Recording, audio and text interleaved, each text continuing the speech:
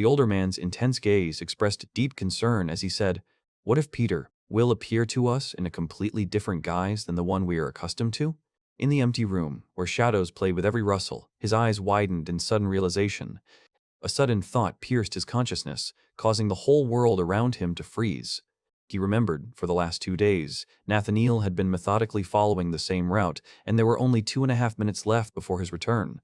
And in his own gaze, an ominous, bloody gleam lit up, foreshadowing trouble. In contrast to all this, an atmosphere of calm reigned in the bright hospital room, where the little patient was surrounded by the care of the medical staff. However, a serious conversation was taking place between the doctors and the nurse, and the gaze of one of them, with unusual green hair, was glued to the tablet screen. His deceptively friendly smile concealed something sinister, and fresh bloodstains were visible on his outstretched palm. A moment later, his terrifying grin replaced by businesslike seriousness. He extended his hand, and the bespectacled doctor accepted the handshake. His gaze, piercing and cold, demanded an immediate answer to the unspoken question, "Will I wait for an answer?" The man in glasses looked at him intently, his eyes filled with distrust and anxiety. The doctor in glasses, with a barely noticeable grin, handed the green-haired man a folder and said, "I wanted to tell you something. I don't know what it is myself, but Doctor of Science Hong ordered that it be given to me immediately," he explained, heightening the intrigue. Suddenly, a strong grip fell on the bespectacled doctor's shoulder, causing him to flinch. The green-haired doctor leaned toward him, holding a folder, his voice quiet but threatening. "Why, were you interested in blood samples from old people?" The direct and shocking question pierced the silence. Horror and realization flashed in his eyes, and a cold bead of sweat slowly rolled down his temple. And a doctor with green hair, looking at him intently, added, "If you yourself don't know what these documents are." His gaze, sharp and penetrating, made it clear that the game was just beginning. Our green-haired doctor, with a slight hint of disdain, addressed his colleague, "You, Kim Sung-gu." "Sir," he finished, and there was a hidden threat in these words. "You are well aware that it is impossible to deceive." His lips stretched into a thin, piercing smile. "And if our target, Peter, is still elusive, then that can only mean one thing. Something had gone wrong with his carefully laid plan, as evidenced by the old man's serene yet eerie smile. I have carefully checked all the charts and records, trying to find anyone who had undergone changes in appearance," the doctor said coldly, his gaze razor-sharp. "That's why I need to put in even more, much more effort," Kim Sung-gu whispered, his face twisted in despair. "I had to get your permission to catch Petir." The man in the white coat bowed low, begging for forgiveness.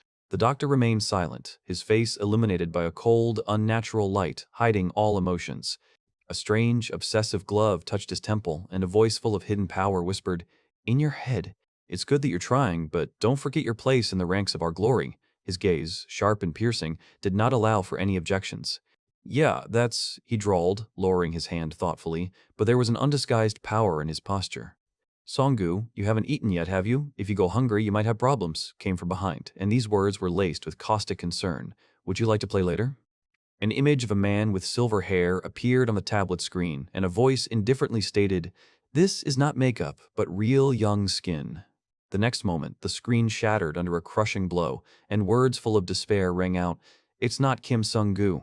A sinister smile distorted the doctor's face as he held the broken display in his hands.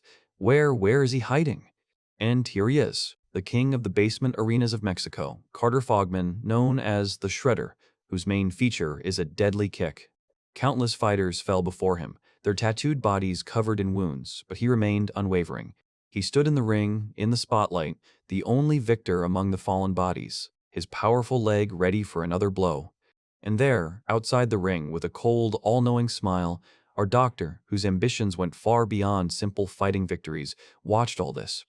And here he is, that same doctor, in a halo of light with a trophy in his hand, his power extending far beyond the laboratory. The defeated man writhed on the blood-soaked floor of the ring, his last strength drained away. In the harsh mountains, amidst the icy silence, another fighter, hardened by scars and tattoos, prepared to accept his destiny. Every blow was an echo of despair, every meeting of fists an attempt to break out of the circle of endless battles. In the dark corners of the city, new faces, armed to the teeth, entered a game where the price of life was negligible. But behind every daring foray, there were terrible consequences. Dead bodies hung in the air like an ominous warning. And again he, the doctor, walked through this nightmare, his shadow gliding over the headless figures like a reaper. His gaze was hidden, but his massive shoulders and the lonely weapon lying there spoke of a recent massacre. A steel grip squeezed the throat, knocking the last bits of air from the victim's lungs. There was a determination in his eyes, cold and merciless, leaving no room for doubt. And in another corner of this sinister game, a silhouette flashed, whose past or future was shrouded in mystery. He knew that people were talking about him, that his name had already become a legend in this underground world. But for many, his name was only the last sound before oblivion, a death rattle in the darkness.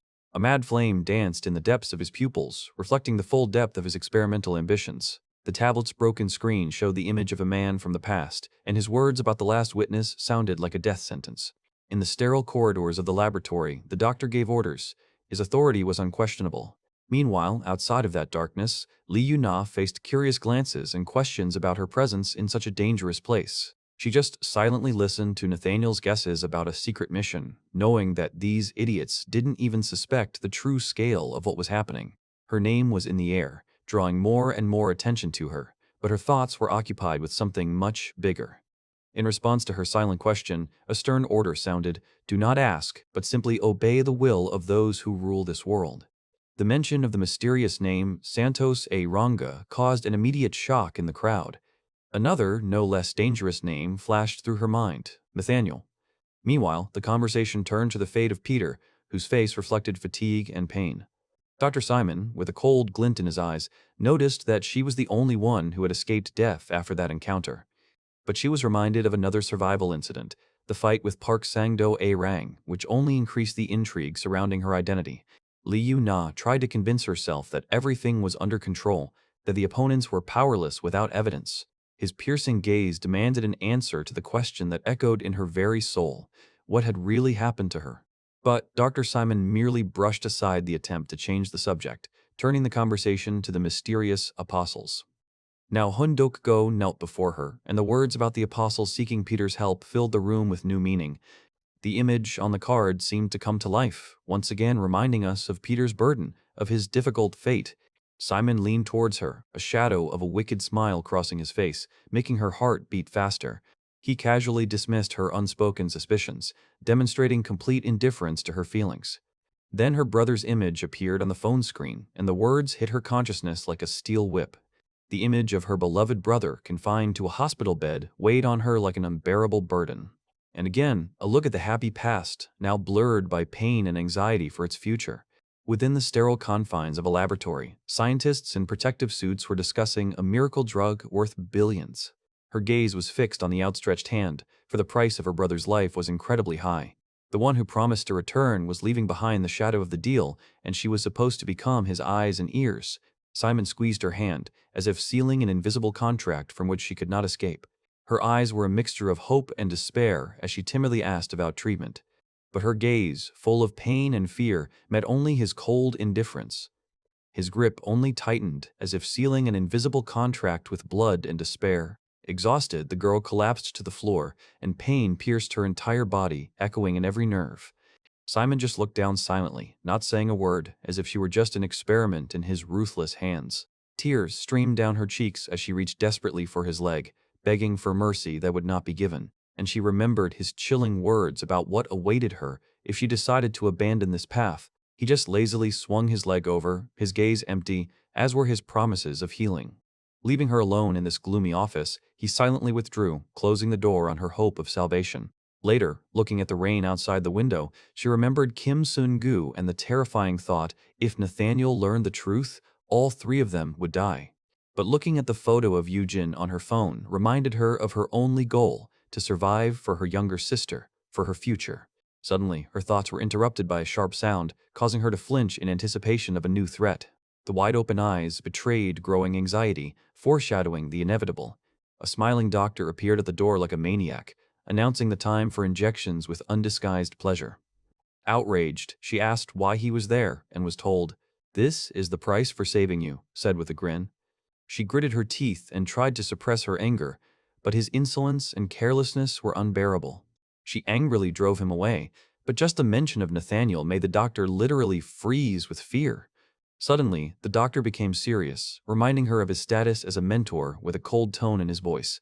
Then, tapping the remote control on her bandaged hand, he sarcastically remarked that he didn't remember her breaking it. His gaze, full of unexpected insight, demanded an answer. Who did this to her? And her eyes, wide with fear, revealed that she was cornered and the secret was about to be revealed. She spoke the name as if it were a prayer or a curse, the name of the one who had caused her despair. The voiceover was insistent, demanding an explanation and setting a date. The response was one of bewilderment, but immediately followed by an insistent desire to share something important. However, her interlocutor demanded an immediate answer, to which she only whispered in fear that it was impossible. The voice called her to a secret meeting in a hospital lobby on the very day in question, and the girl tried to clarify the details. She cut off his questions, insisting on a meeting, her voice betraying desperation. This was her only way out. The man seemed to understand her without words. His gaze was heavy and full of his own thoughts. On the phone screen, wet from tears or rain, a tender memory of carefree days is frozen. She wondered if she had done the right thing, looking at the world swallowed by the rain. From the outside, words of hopelessness could be heard, "I can't do anything else," sounding like a death sentence. From the outside, the gigantic clinic, despite the storm clouds, seemed unshakable in its 30-year-old grandeur. Inside, among the medical staff, the figure of a tall, self-confident man stood out. Nathaniel's face shone on the hospital's huge billboard, inspiring trust and authority. But on his face, now shown up close, there was a sinister smile, hiding predatory intentions. And so she stood in the large lobby, waiting, time dragging on painfully slowly. Her lips moved slightly, saying, "Now," anticipating the inevitable. And in the corridor, among others, a doctor walked confidently, as if fate itself was leading him towards them. The clock in the lobby counted down the seconds, each one seeming like an eternity. Her gaze was directed downwards, tension and barely contained fear were visible in it. And Nathaniel, once again displaying his sinister grin, mentally urged the course of events. Kim Sung-goo's red eyes sparkled coldly from behind his glasses, hinting at dark thoughts launched by someone else's will. In the sterile silence of the room, the cute humidifier puffed rhythmically, like a small heart counting someone else's time. Next to the bed stood a soccer ball, a silent witness to dashed hopes and unfinished games. The boy lay surrounded by wires and tubes, his weak body chained to the bed, his gaze directed somewhere into the distance. A weak smile touched his lips as he tried to speak, the words about tickets stuck in his throat. "Don't worry," someone invisible whispered, but the words sounded like an echo in empty hope. Lee Yu-na collapsed to the floor, her body shaking with despair, and the phone call went unanswered. "I have no choice," the thought stuck in her mind, weighing heavily on her shoulders. Her eyes reflected hopelessness. Each glance was a silent cry of a soul driven into a corner. Meanwhile, in the hospital corridors, Kim Sung-gu, elegant and impeccable, walked forward, radiating hidden power. He demanded that the promise given to him be fulfilled, his gaze piercing through, leaving no doubt. The clock in the hall measured the time, every second bringing the heroes closer to the inevitable denouement. Simon watched the scene with a mad grin, his eyes shining with ominous anticipation. Then his face was distorted by an icy mask of indifference, hiding his true intentions behind an outward calm. He turned to Lee Yu-na. His voice must have sounded like a sentence, taking away her last hope. Lee Yu-na stood under the huge clock, her heart aching with anxiety, feeling the fateful hour approaching. She was worried that Kim Sung-gu had forgotten about their meeting, because the price of her being late was too high. Her appointment was at 2, and Kim Sung-gu, already waiting, glanced impatiently at his watch. It started to rain outside, and he hurried back to meet her inside the building. Now they stood in the lobby, accompanied by the rain, their destinies intertwined in a sinister dance of deception. Lee Yu-na seemed to have learned a terrible secret. Her eyes widened in shock. Anxiety crept into her heart as she considered what she had heard, feeling a growing fear. He looked worried as he watched the time at the entrance to the hospital, his thoughts far away. A mortal threat hung over her. Every step in this noisy hall felt like a dangerous game. Among the endless servants scurrying around the reception area, the octopus's gaze slid over every shadow. Nathaniel's omnipresent people made the situation extremely risky, even for a strong fighter like Sun-gu. With a heavy sigh, Lee Yu-na closed her eyes, trying to calm the whirlwind of despair that had engulfed her soul. Meanwhile, he, lost in his thoughts, ate silently, his gaze distant and thoughtful. Within the walls of the gym, under the watchful eyes, they walked forward, feeling the pressure of a hidden threat. A silent tension arose between them. Every look, every touch permeated the air with the electricity of premonition.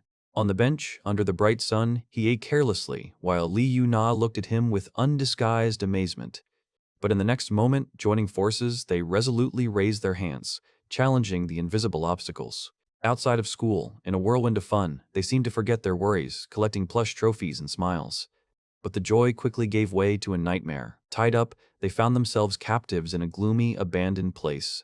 They had to race forward, quickly escaping from their pursuers on a motorcycle to escape the clutches of danger. As dusk fell, her voice sounded anxious on the phone. Li Yuna tried to find a way out. In the dim light, under the light of a single spotlight, Li Yuna sought his support, their gazes meeting in silent understanding. His face, illuminated by the ghostly light, expressed deep thoughtfulness and hidden pain. A photograph was frozen on the phone screen, a reminder of innocence and purity, washed away by either raindrops or tears. Outside the window, the city was drowning in a downpour, and Li Yuna, absorbed in her thoughts, watched the wall of rain focus on her face, where the drops mixed with rain or perhaps with long-held tears. A certain Simon, imperious and cold, pronounces her name as if awakening her from a nightmare. The damp fabric clung to her body, and her hand convulsively clutched the hem of her skirt, trying to hold on to the remnants of her dignity. She admits that she has never seen Grandpa Pedro since then, and that he has never contacted her. Simon's gaze, scorching and red, pierces her through and through, burning out her last hope. Under the weight of his gaze, Li Yuna collapses to her knees, her body giving out, refusing to take the blow. She babbles something about her efforts, about cleaning and training, trying desperately to prove her usefulness. But her words are drowned out by sobs, and despair distorts her once gentle face. The drops of tears sparkling in her eyes reflect all the pain in the world. Simon, like the embodiment of rage, tears apart a wooden beam with his bare hands, his strength pulsing menacingly. His voice echoes through the empty hall. Useless. You couldn't bring him, and now you're nothing. Suddenly, a piercing wail of sirens breaks the oppressive silence. Fire on the hospital grounds. The crowd is gripped by panic. People are running, stumbling towards the exits. Everyone is saving themselves as best they can. Even patients in hospital gowns try to escape, ignoring their wounds and fractures. One of them, his face distorted with horror, looks back as if sensing an impending threat. But the escape route is blocked. Two strong men are blocking the entrance to the emergency exit. Li Yuna remains kneeling, surrounded by silent gazes, as Simon and his men advance towards her. A cold smile touches Simon's lips, foreshadowing inevitable retribution. From above, he throws down only one word, icy as steel, sorted out, and Li Yuna, in her helplessness, only wonders, a fire? Could it really be just an accident? Li Yuna was shocked, her eyes filled with unspoken horror, and only one word echoed in her mind. Could it be? But the steps, confident and inevitable, cut through the silence, bringing her closer to the unknown. She's on her knees, her gaze full of pleading, directed at the tall figure that towers above her. Her question, "How are you here?" is met with a calm answer that seems more like a promise than an explanation. A silhouette in a white coat turning his back hides his true intentions. His steps measure the distance, but a harbinger of things to come hangs in the air. However, and his gaze, piercing and cold, seems to measure everyone, saying, "The fact that you are still here doesn't mean you're real doctors or patients," words that reveal the truth about the fighters gathered here. On the upper floors, others watch like shadows, their silent presence weighing on the atmosphere. And he, in the center of this chaos, stands with his back to us, ready to meet an entire army. Li Yuna, horrified, tries to comprehend what is happening, her words hanging in the air. Kyun Dok-go, with a sly smile, throws out a sharp question. Sung-gu came to save Yuna? While Hyun Dok-go is being worshipped, Li Yuna, captivated by circumstances, sits next to the treasures laid out. And Sun-gu, through his glasses, gives them a smile that hides something sinister. This hand, clad in a glove, extends forward as if inviting into the abyss. His gesture, confident and commanding, seems to foreshadow the silent phrase, "What are you?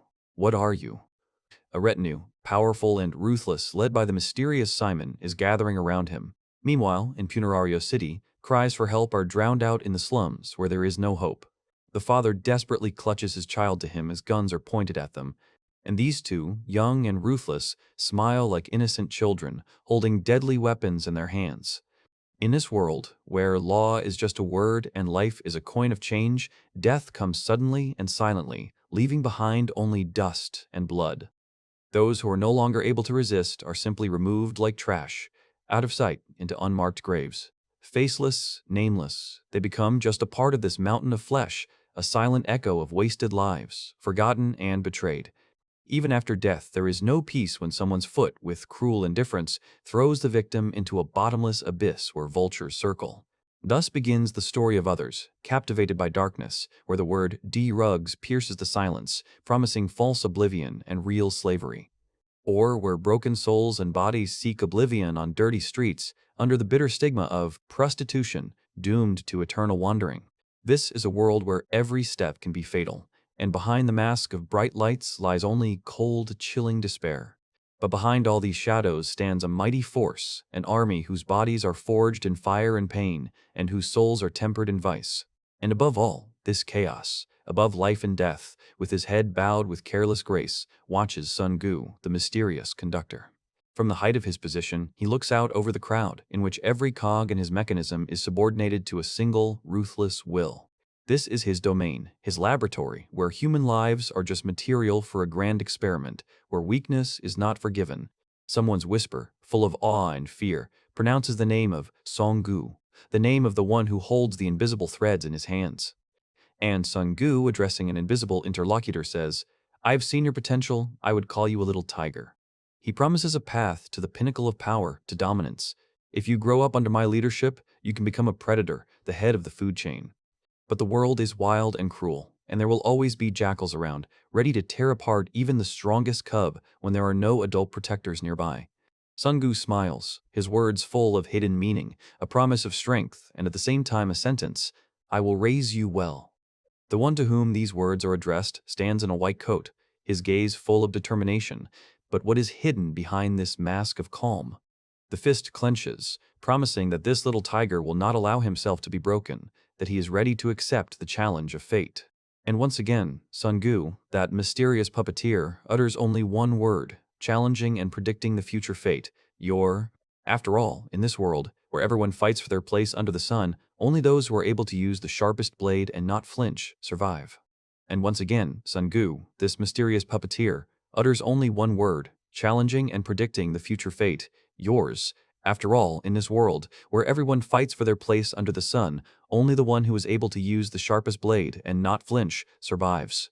Two predators, Lepegro and Sao Paula, from the Rio Funeral Society, rushed to the attack, their eyes blazing with madness, and their words sounded like a sentence, "You will not live long." San Paula, the D-rank crazy tiger, grinned smugly, anticipating an easy victory over his prey. But the next moment, there was a whirlwind of blows, and the two killers, like puppets, flew away, leaving behind only bloody splashes and sharp knives that cut through the air. The people around froze, their faces distorted with horror, because pure, merciless power appeared before them. Like a careless stroke on a canvas, the blow landed right on vital organs, leaving the opponents no chance. In Song Gu's blood-soaked hands, the elegant fountain pen glittered, taking on the sinister beauty of a deadly weapon. His gaze, cold and piercing, reflected the last moments of life of his defeated enemies, whose blood stained his silent fountain pen. On the cold floor, the two fighters lay motionless, their lives cut short as quickly as they had begun, leaving a trail of blood. And so, Hyan-Go, this mysterious architect of chaos, calmly announced a new task: you need to fight 100 killers. His lips curled into a sinister smile, anticipating the spectacle, and he asked the main question, "I am very curious, can you survive the next 100 minutes?" came the verdict as Song Gu found himself in the center of the arena, surrounded on all sides by a horde of bloodthirsty killers. Shouting, "This country was terrible, it's too peaceful here," the frenzied crowd rushed forward, thirsting for bloodshed. But Song Gu, wearing his glasses, only chuckled and said, "This moment is like a breath of fresh air for me," as he prepared to face their onslaught. And he entered the fight. His legs and arms were lightning fast, each blow a destructive force, sweeping away opponents in its path. Another killer flew to the side, unable to withstand the barrage of attacks, and the battlefield was covered with the shadows of defeated enemies. "Some Asian won't be able to catch us. Attack in droves," echoed the voices as Song Gu continued to hold off the furious onslaught despite being outnumbered. And from afar, with anxiety in her heart, Li Yuna realized the depth of the danger. Wait a minute. Song Gu will be in danger. They kept coming, tightening the circle, and Song Gu found himself cornered, surrounded by a crowd of ruthless fighters armed with metal rods. They didn't even care about the death of their colleagues. These people stood unwavering, ready to sacrifice themselves to complete the task, and Song Gu understood this. Songgu moved with inhuman speed, dodging every blow in this chaotic dance of death. His agility was undeniable, but among dozens of falling bodies, more and more enemies, his opponents cynically declared that speed alone was not enough. He breathed heavily, trying to regain his strength as the full understanding of his surroundings slowly settled in his mind. One of their leaders emerged from the shadows, his gaze cold and his words poisoned with certainty. There was nowhere to run. The passage seemed to be sealed by dozens of new fighters, armed to the teeth, and each of them was ready to do anything. At that moment, despair would have broken anyone, but Songgu only lowered his gaze, searching for an answer that had not yet been found. And suddenly, a glimmer of wild anticipation flashed in his eyes. The corners of his lips lifted in a creepy grin. Perfect. His hand darted toward one of the medicine cabinets, and in that moment, something changed. The opponents looked at each other in confusion, not understanding what their target had in mind. In his hand was a massive cylinder, from which a powerful stream was already beginning to burst forth. Surprise was evident on the fighters' faces as they realized the true scale of his next move. With a roar that shattered the silence, Songgu unleashed a torrent of water upon them, throwing the enemies away like toys. He stood in the middle of the raging elements, surrounded by spray, and a smug smile played on his face. The powerful pressure of the water swept away all who dared to approach, creating chaos and panic in their ranks. Through his glasses, his eyes shone with a mixture of cold calculation and hidden strength. But then the flow dried up, and the last drop fell from the empty tube. The weapon was empty, and there was a slight irony in his voice, as if he were asking, "Is that all?" However, the enemy, who was watching everything from the side, chuckled, reminding them that it was impossible to kill with a water cannon, and they were not so weak as to surrender. In response, Songgu raised his hands, and electric charges danced between them, proclaiming, "This is not even the beginning. The real game begins only now," as his body is enveloped in a blinding aura of pure, unbridled power. Songgu's explosion of pure, unbridled power left behind not only chaos and smoke, but also a merciless harvest as his enemies fell one by one, paralyzed by the electrical discharges. Sungu himself, dressed in a white coat, cold-bloodedly finished them off with defibrillators, turning the medical bay into a slaughterhouse. Somewhere off to the side, a mysterious doctor watched this spectacle with a devilish grin on his lips, admiring Songgu's ingenuity. He lured them into a corner to get the hose, and the water was useful for the defibrillator, flashed through his mind as he realized the cunning and deadly nature of the plan. Each new discovery only strengthened his strange attraction to this cruel game, because with each passing minute, Songgu became more and more attractive. But the doctor's interest seemed to quickly wane when he realized that this crazy spectacle could take an entire hour. However, in this chaos, a new figure emerged. Another man in a white coat, with a cold gaze, was already looking for another, better option. He bent over one of the fallen, intently filling out some form, while his opponents tried to understand what was happening. What is he writing? The horror grew as a new army of fighters lined up before him, ready for the final battle. The form he filled out bore a sinister drawing, an anatomical diagram of the human body, with a cross marking the vulnerable area of the chest. He cast a contemptuous glance at the attackers, pointing out their ignorance of anatomy, and with icy precision named the fatal wound they were about to receive. His gaze, piercing and merciless, promised not just a fight, but a death sentence, which he was about to deliver with his glittering pen. For one of them, however, the realization came too late. His eyes widened in horror as he realized the inevitability of the coming reckoning. A cold, calculating fire flashed in his eyes, hidden behind his glasses, foreshadowing an inevitable, crushing blow. And then he fell upon them in a whirlwind of attacks, each blow, each kick like a deadly blade, leaving a trail of blood in its wake. He moved like a shadow, elusive and merciless, dealing with one opponent after another, not giving them the slightest chance to resist. At the climax of his fury, he leaped into the thick of his enemies like a bomb, scattering their bodies in all directions with deafening force. Everything around him froze, only he stood in the center of the storm of fallen bodies, the absolute winner of this mortal combat. Meanwhile, somewhere far from this cruelty, young Li Yuna stared into space with wide eyes, as if sensing the coming changes. Her gentle voice sounded like a welcome to the cozy world of books, promising stories to be found here and those that remained only a dream. Meanwhile, somewhere far from this cruelty, young Li Yuna stared into space, her eyes wide open, as if sensing the changes to come. Her gentle voice sounded like a welcome to the cozy world of books, promising stories to be found here, and those that remained only a dream. But soon all the legends crumbled to dust when a certain hero turned out to be just a simple old man hiding behind a pile of papers. And though he fought with desperate fury, time mercilessly took away his former strength.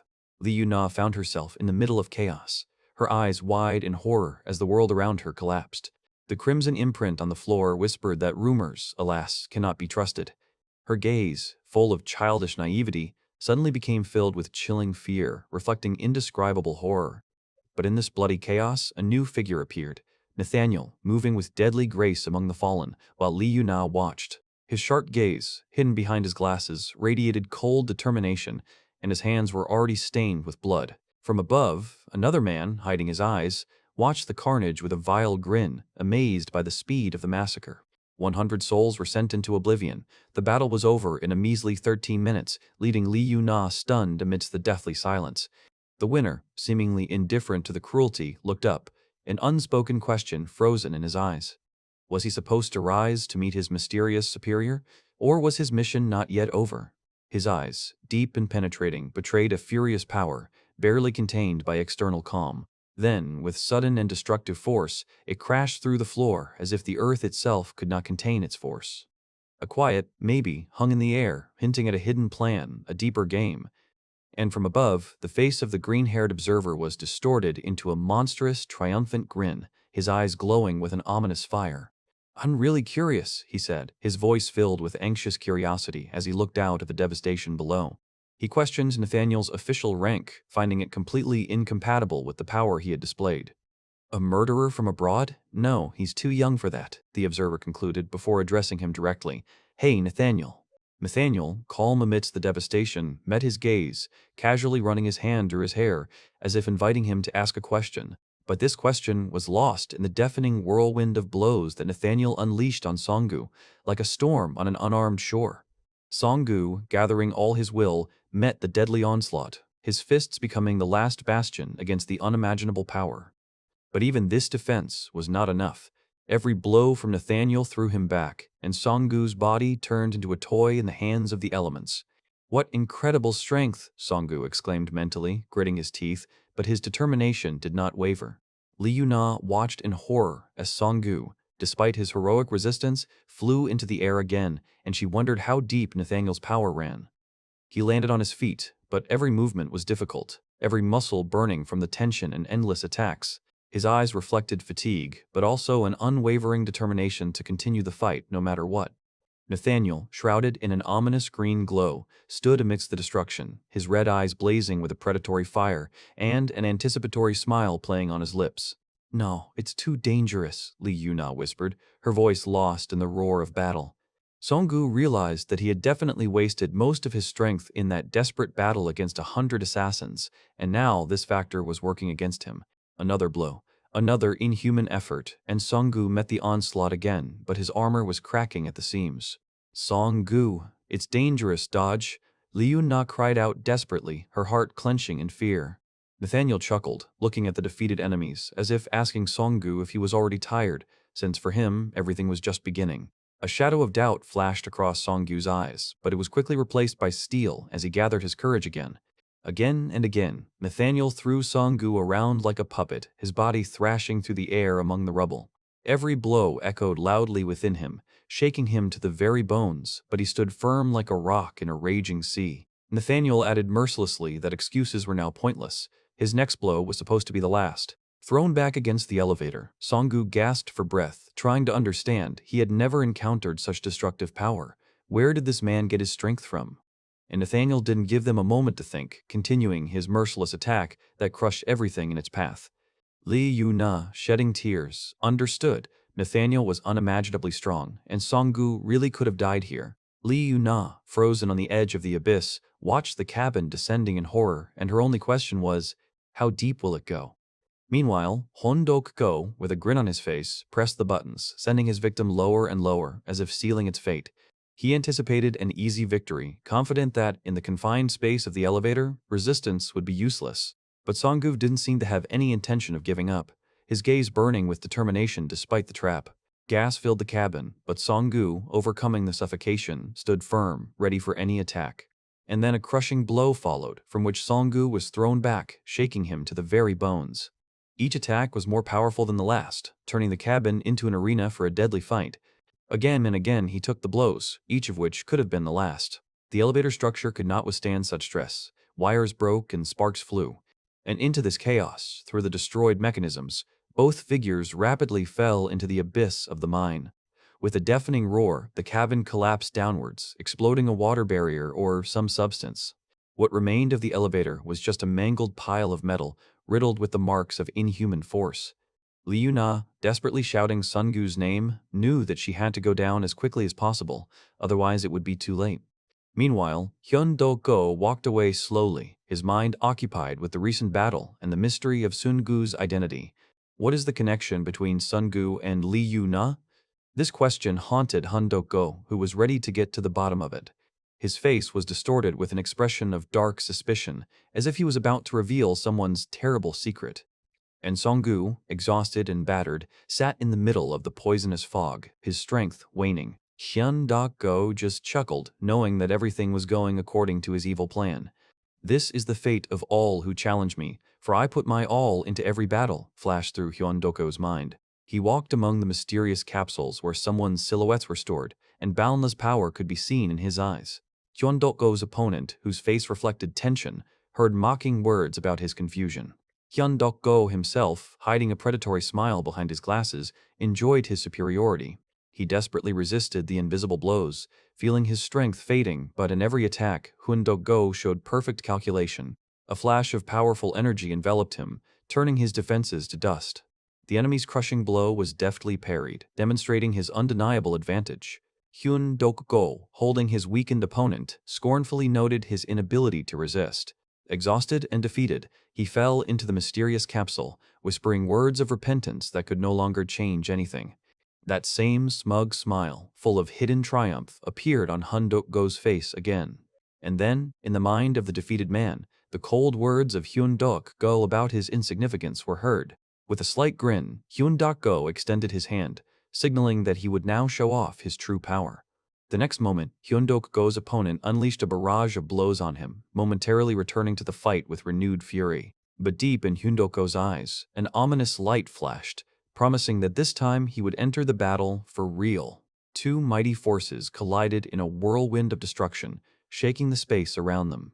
Their bodies, enveloped in an aura of power, converged at the epicenter of the storm generated by their collision. Meanwhile, in the gloomy operating room, Filippo and the imperious Pedro watched the proceedings, discussing the outcome of the battle with cold detachment. "Worried?" Filippo said with a barely perceptible smile, petting her dog. "I once heard something very interesting. In a completely different place, in the middle of the forest wilderness, Guangyu was instructing a group of people, demanding that they be cool-headed and master weapons. The young boy, with his piercing red eyes, listened to every word, his face full of determination. Guangyu himself, with an inscrutable expression on his face, exuded unshakable strength and experience. But against this backdrop, a defenseless group, bound and surrounded, stood on ancient stones, their fate hanging in the balance. But to understand what's happening, we have to go back to the roots, to the days when even simple trials were met with ridicule. Young Peter gritted his teeth and carefully bandaged his hands, feeling how the cheap equipment only added to his despair. "Even in 100 days you won't be able to cope." Caustic voices were heard as Peter, gathering all his will, struck blows at the impregnable block. The fist struck the rough surface again and again, knocking out only small crumbs, but not moving the stone an iota. Each attempt was like a cry from the soul, but the stone remained motionless, as if mocking the human will. The scoffers stood nearby, their faces twisted into a contemptuous grin, anticipating complete and inevitable collapse. "As expected, nothing worked," one of them whispered, enjoying the moment of someone else's defeat. And somewhere nearby, in the shadows, lurked malice, fueled by envy of the one who was always in the spotlight, wanting to see him fall. But suddenly, the air exploded, and a silent cry of horror and surprise flashed in a woman's eyes. The man next to him froze, covered in cold sweat, his mind refusing to accept what he saw. This was never here, never. Where a monolith had stood a moment ago, now there was only a pile of rubble, as if time and space had been distorted. The sun's rays pierced the thicket, illuminating the path strewn with broken boulders, and only one question tormented the mind. Was it really Peter who had created all of this? But the world knew other, no less terrifying strongmen, ready to engage in battle, their fury seething in every cell. Their duel ended in defeat for one, but the winner, with green predatory eyes, felt something completely new, something more powerful. Two figures, surrounded by a mystical glow, clashed, and the question hung in the air. Could an ordinary person possess such terrifying power? Hyun-doko watched everything with a mocking smile on his lips, his eyes shining with inhuman determination. "I'll make you suffer even more," he promised, unleashing a barrage of blows on his opponent, each one imbued with sinister energy. The blast wave shook the ground, sending the enemy flying like a helpless puppet in the hands of the elements. Another blow, shrouded in a poisonous green glow, flew towards them, leaving no chance for salvation.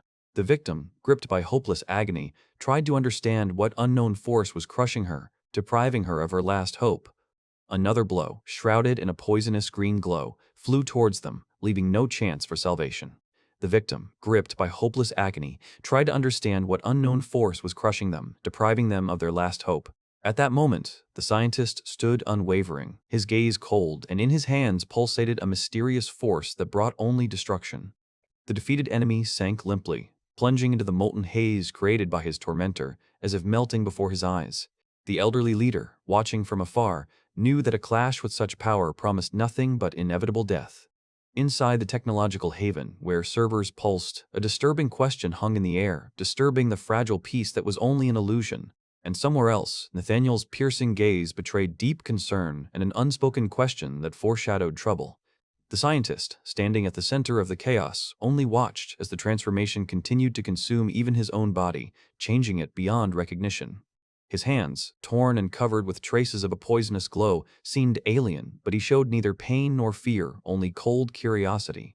Meanwhile, the subject, enveloped in a mysterious light, straightened up, recalling the words that heralded a new era: "I create evolution."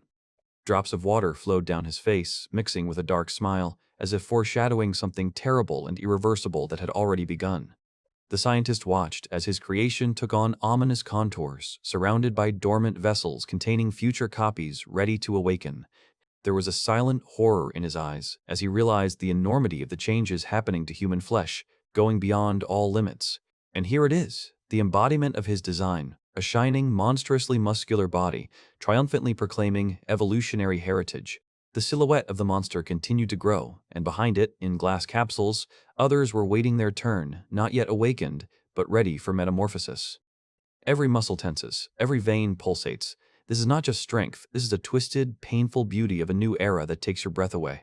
Fear pierced him through and through, but he couldn't take his eyes off what he had created, this monumental, horrific experiment. The smile on his face seemed frozen, and the dripping drops only emphasized his eerie, otherworldly nature, devoid of humanity. They stood opposite each other in an ominous hall where each capsule held its own secret, and words about pain only multiplied them, creating a new threat. Wounded but steadfast, he continued his gruesome work, claiming that even his wounds were part of his new, accelerated healing. And then his opponent uttered a phrase that pierced the scientist to the depths of his soul: "The stronger the blow, the stronger I become." The speed of his attack was stunning. Every second threatened to be the last. The scientist understood that if this blow reached its target, it would be the end for him. The enemy, like lightning, darted around the laboratory, surrounded by shimmering capsules full of eerie silhouettes. And now, with renewed vigor, he unleashes a devastating blow, splitting the very space around him. A creepy smile appeared on the enemy's face, every muscle fiber of his body pulsating with unprecedented energy. "Perhaps I should congratulate you?" His voice, full of caustic sarcasm, sounded as he addressed the crouched scientist. The scientist could not believe his eyes. His mind refused to accept what he saw. "I definitely grabbed him by the neck," flashed through the scientist's mind, recalling the moment of their collision. However, the enemy reacted with inhuman speed, clenching his fists in anticipation. In that split second, it seemed he had created something incredible, changing the course of the fight. In just an instant, the enemy assessed the situation and, doing the almost impossible, dodged the deadly grip.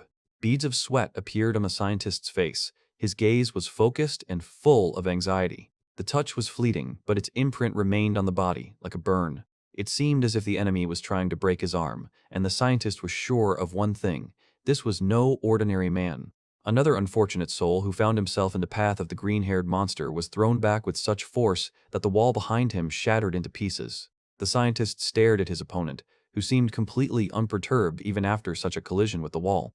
"If he catches me, I will definitely die," the scientist silently repeated to himself, looking at his maniacally smiling and beaming opponent. The opponent towered over him, a giant shadow against the glowing capsules, like a demon emerging from an incubator. His creepy grin never faded as he pointed to his perfect muscles, as if offering some sinister pact. "What if I help you become even more powerful?" His voice rang out, promising more than just power. The man in the white coat thoughtfully lowered his gaze, as if weighing the invisible scales of fate in his mind. "Oh, I knew you would understand," Seung-Jiu said sarcastically, his smile widening in anticipation of the outcome. Behind them, Peda Dro and Filippo watched the events with alarm, demanding immediate capitulation. The manipulator extended his hand, as if inviting him to forget his previous principles and step beyond the bounds of what was permitted. Sun Gu's emerald hair swayed as he puffed out his chest, challengingly questioning his actions. But reality crumbled, giving way to fleeting flashbacks from the past, alien to this moment. Meanwhile, the man in the robe replaced his wariness with a mischievous squint, adjusting his collar. Sun Gu's eyes were burning with a mad fire. His face was distorted into a wild grimace, as if he was about to go crazy with anticipation. The next moment, the air exploded with speed as the two crashed into each other, erasing the boundaries of space. A powerful blow aimed straight at the target shook the space, causing the world around to crumble into a myriad of particles. A furious whirlwind of blows fell upon the enemy, each of which carried destructive force. "What's going on?" Peda Dro exclaimed in shock, while Filippo next to him muttered that this wasn't just a fight. Their fight was not like a battle between ordinary mortals, it was a duel of titans, where every blow altered reality. In the chaos of battle, Seung gritted his teeth and focused his gaze on his opponent, acknowledging his strength. "You are truly strong and different from those I have fought," flashed through his mind as he dodged another blow. But Seung, surrounded by a halo of blazing energy, knew his truth. His body continued to evolve. Each crushing blow brought him an unprecedented pleasure, previously unknown in battle. His face twisted into a wild, mad grin, as if he were questioning the very nature of their confrontation. The man in the robe struck again, his mind racing in search of an answer to the main question. He acknowledged Seung's strength, but he couldn't understand what drove him to continue this endless, furious fight. Nathaniel, the man in the robe, with an inscrutable gaze and steely determination, prepared for the next step. But in the depths of Seung's consciousness, a single blinding truth flashed, one answer to all questions. Nathaniel delivered a devastating kick, perfectly timed to break through his defense. In the frantic dance of Mortal Kombat, Nathaniel moved elusively, and Seung mentally mopped, "Please, we're useless now."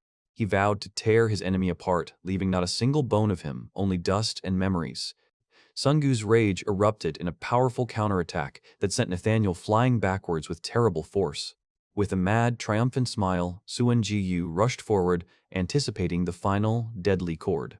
His fist, the embodiment of pure destructive power, came down to end this fight once and for all. In the distance, Philippo and her companion froze in horror. Seung is on the verge. He could die. Philippo's eyes widened in shock as someone's old prophetic words came back to her mind. The fact that muscles become stronger and more powerful precisely during the process of recovery from unimaginable damage, and about the secret of this monstrous power hidden in mysterious drugs that accelerate regeneration to the limit. Nathaniel lay on the ground, seemingly defeated, but his eyes gleamed with a new, ominous light of understanding. But Seung possessed more than just accelerated recovery. His muscles glowed with unnatural energy. He towered over the fallen Nathaniel, his posture exuding strength, but something else was already slipping across his face. Fatigue? Doubt? Intoxicated by the excitement of battle, Seung realized too late that his own body had begun to stiffen, as if betraying him. And Nathaniel, this man in a robe, in just 10 minutes unraveled all of his secrets and grasped the very essence of his grace. That grace which Seung himself felt only superficially, without fully understanding it, without feeling its full depth. Apostle Nathaniel finally raised his head, his gaze cold and a thin, triumphant smile playing on his lips. And then the realization pierced Seung like a blade. In this game, which he considered his own, he had actually lost. In a desperate attempt to change his fate, Sun Gu unleashed all his might on his enemy, putting the last of his former strength into the blow. But his body was no longer the same as before. Disfigured, emaciated, it was just a shell, held together by bandages and scars. Every vein screamed in pain, and there were burning tears in his eyes, reflecting the unbearable torment of transformation. The doctor, whose smile hid an abyss of madness and calculated cruelty, leaned over him like an evil god. A casual gesture, and a hand, strangely pale and thin, adjusted a bright shoe full of cute badges, contrasting with the gloomy scene. "This medicine will give you muscle cramps later," his voice echoed in Sun-Gu's head as he swallowed the rainbow pill of doom. My eyes were bloodshot, my consciousness was clouded, dissolving in agony and anticipation of inevitable changes. A thin stream of blood flowed down his chin, and a terrible, distorted smile froze on his lips. This was no longer Suan-Ji. He turned into a monster with green hair and blazing red eyes, in which only one thirst boiled: to destroy. The first blow shook the ground, leaving behind a crater of debris and dust, demonstrating its newfound, terrible power. But the doctor, that cold and ruthless strategist, only looked closer, preparing to meet the new threat. The monster rushed forward, shrouded in a dark aura, with its arm extended like the claw of a predator aiming at its prey. They met in a deadly dance, two shadows frozen for a moment before the inevitable collision. The air exploded with their collision, each impact like a clap of thunder, shaking reality itself. The monster unleashed a hail of blows, but the doctor, agile and unpredictable, dodged, looking for gaps in its defense. And then, a moment later, the doctor delivered a crushing blow, breaking through the defense and throwing the monster back. Sun-Gu's world went dark, his eyes widened in shock, and he felt the strength leaving his crippled body. Consciousness, already torn apart by pain, began to spin in a whirlpool, and bright lights flashed before my eyes. Blood on the lips, weakened muscles, stunned expressions. All of this spoke of one thing: the battle was over.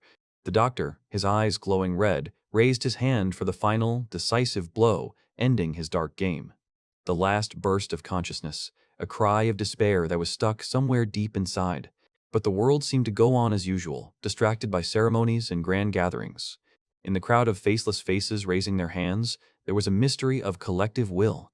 And even the little man on stage, with the document in his hands, repeated their gesture, not fully understanding its value. Memories took him back to his childhood, to the walls of a hospital ward where the holiday only emphasized the loneliness. The dreams of universal love and acceptance depicted on the posters seemed like a cruel mockery. Only a cold emptiness was reflected in his young eyes, hiding the scars of an invisible struggle. The television, flickering in the semi-darkness, showed distant worlds but gave no answers. Years passed, and that child, like a ghost from the past, found himself on the stage of his own nightmare. His gaze, now full of horror and awareness, was directed into the abyss where a new threat was being born. Suddenly, the frantic pace of life descended on another battlefield, the operating room, where every second mattered. Doctors, their faces hidden behind masks, struggled against time, their anxiety almost palpable. The surgeon, focused and precise, prepared for the final, decisive act. There was a steely determination in his eyes that was meant to pierce the layers of pain and despair. The sharp blade slid across the skin, and the world seemed to freeze, anticipating the coming changes. The mighty body, exhausted by the battle, now lay defenseless on the operating table, awaiting its sentence. But then, an abnormal glint flashed in the doctor's eyes, foreshadowing not salvation, but something much darker. And so, his hands, stained with blood, rose up, carrying in them not healing but a monstrous reality. At that moment, when one doctor fell, another, invisible, completed his grim work, and somewhere far away, in the labyrinth of old streets, a new life was just beginning its journey, unaware of the tragedy that had unfolded. He towered over the abyss of the ruined world, a witness or an executioner, while birds of prey circled over the remains. In the oppressive silence of the laboratory, flooded with rays of light through the dusty windows, the doctor stood over his creation, surrounded by instruments of pain and syringes with an unknown composition. A new battle broke out, a whirlwind of fury and power, where every blow carried destructive energy. The tortured body, wrapped in bandages soaked in blood, twitched in convulsions while the mechanism on a leg held it captive in pain. Slowly, the flesh changed, revealing intertwined muscles, and a creepy grin played on his lips. Force met force, and one of the opponents, thrown back by the powerful blow, flew through the air, leaving only a blurry trail behind him. Chaos filled the once sterile corridors as bodies and debris flew like puppets in the maelstrom of the frantic battle. In the depths of darkness, through the clouds of mysterious fog, silhouettes emerged, locked in their glass coffins, awaiting an unknown fate. But the almighty power turned into a curse, a broken spine, atrophied muscles, and the realization that he couldn't even move a finger. The doctor's cold-blooded gaze, marked by his own wound, pronounced the verdict: any movement would only hasten the inevitable death. With a crash that shattered the silence, the enormous glass sarcophagus began to crumble, shattering into thousands of shards of light. 30 years of his life, devoted to this grandiose and perhaps pointless project, flashed before his eyes. He lay among the rubble, ironically recalling the years of hard training and unbearable pain that he endured for one goal: to become stronger. But now, broken and bloody, he was only perplexed, unable to comprehend the meaning of everything that had happened. The doctor only silently looked at the fallen man, preparing to deliver a verdict that would explain the true reason for his fall. A shadow of sadness or deep thought flitted across his face, illuminated by the ghostly light of the laboratory. He turned away and walked away, leaving behind a broken man, doomed to oblivion among his failed doubles. New, shocking words echoed in his head, revealing the terrible truth about years spent in lies. Deep in the shadows, under the cold light, the silhouette of someone who might have been watching all this emerged. Bleeding, with a broken smile on his lips, he said that, being a doctor, he still could not understand many things. "We met before I died," he croaked, and that whisper became his final revelation. His gaze faded, but the shadows of recent events continued to hover in the air, giving him no peace. The bloody battle at the Hospital of Glory has finally ended, leaving only devastation in its wake. Nathaniel and all his Brazilian killers met their end here, falling victim to this merciless massacre. All that remained of the brutal battle were silent bodies that were carried away, hiding their traces. But in the distance, under the golden light of sunset, a minivan sped down the highway, carrying other secrets with it. "You think it's that easy?" one of the passengers, sitting in hospital gowns, said mockingly, while another only grinned sarcastically. "Then walk like that for the rest of your life," said the other, and his laughter seemed to ring in the air, full of hidden meaning. He turned to the driver, as if inviting him to confirm their fearlessness, and he only nodded. Li Yuna, who was sitting next to them, looked at this circus with slight bewilderment, as if she didn't understand the essence of their bragging. A man sat nearby, engrossed in a book, his calm in stark contrast to the general mood. Her eyes showed deep thought, perhaps echoes of pain or a premonition of new trials. And at that hour, somewhere far away, an empty hospital ward kept a silent memory of what had happened. But earlier, in another scene, Hyun Dok-go gently squeezed Lee Yuna's hand, leaning towards her in a confidential conversation. Her gaze was full of surprise, as if she had heard something that changed her perception of the world. Back in the present, Lee Yuna sat in the car, lost in her own thoughts again, quietly saying, "Okay." The man next to her looked up from his book and confirmed her thought. "That's true. I believe that you will definitely find another way out of this situation," he said confidently, giving her hope. She nodded, taking in his words, and her short, "Yeah, thanks," sounded like a promise to keep fighting. And so, the minivan dissolved into the silence of the night, taking Li Yuna away from the familiar school walls towards the unknown. And so, the minivan dissolved into the silence of the night, taking Li Yuna away from the familiar school walls towards the unknown. Inside, despite the gloom, two men in hospital gowns traded barbs about the smell of Korea and the 10-minute time difference, their nonchalance at odds with the anxious journey. Finally, the car stopped, and in the pre-dawn darkness, short farewells were exchanged, wishing the mentor a good night, as if the day ahead was a completely ordinary one. But in the driver's eyes, Pedro, reserved and insightful, there was something more than road fatigue. Li Yuna, with a broken arm, awkwardly made her way out of the salon, each step filled with uncertainty about the future. Suddenly, an unfamiliar voice asked about Eugen, and the girl realized with amazement that her secrets had been revealed, and a mysterious blue package appeared in her hands. The anxiety grew as the package wrapped itself in a metal case, and her questioning gaze met the frightening mystery of the moment. Her eyes, wide open in the night shadows, reflected all-consuming shock, as if the world around her was collapsing. Bitter tears streamed down her cheeks when the name Song-gu was heard, and in that name lay all the pain, all the weight of an unspoken farewell. Somewhere in the distance, in the cool light, 5 test tubes of 2-layered liquid stood frozen in anticipation, a symbol of an inhuman experiment, a sinister secret. And Pedro, looking at Li Yuna, calmly said the name Nathaniel, bringing down a new, shocking truth on the girl. Then he simply walked away, leaving her alone with this burden, his silhouette disappearing into the lights of the night city. The tears welled up again, hiding her eyes under strands of hair, as if the world around her was too cruel to face. Clutching the briefcase to her chest, Liu Na hunched over the car as if the weight of the world was pressing down on her fragile shoulders. Meanwhile, elsewhere, a huge crater gaped in the floor, splitting the concrete as if from a powerful blow. Two men in formal suits, Judas Iscariot and his companion, stood over the ruins, the crime scene outlined with caution tape.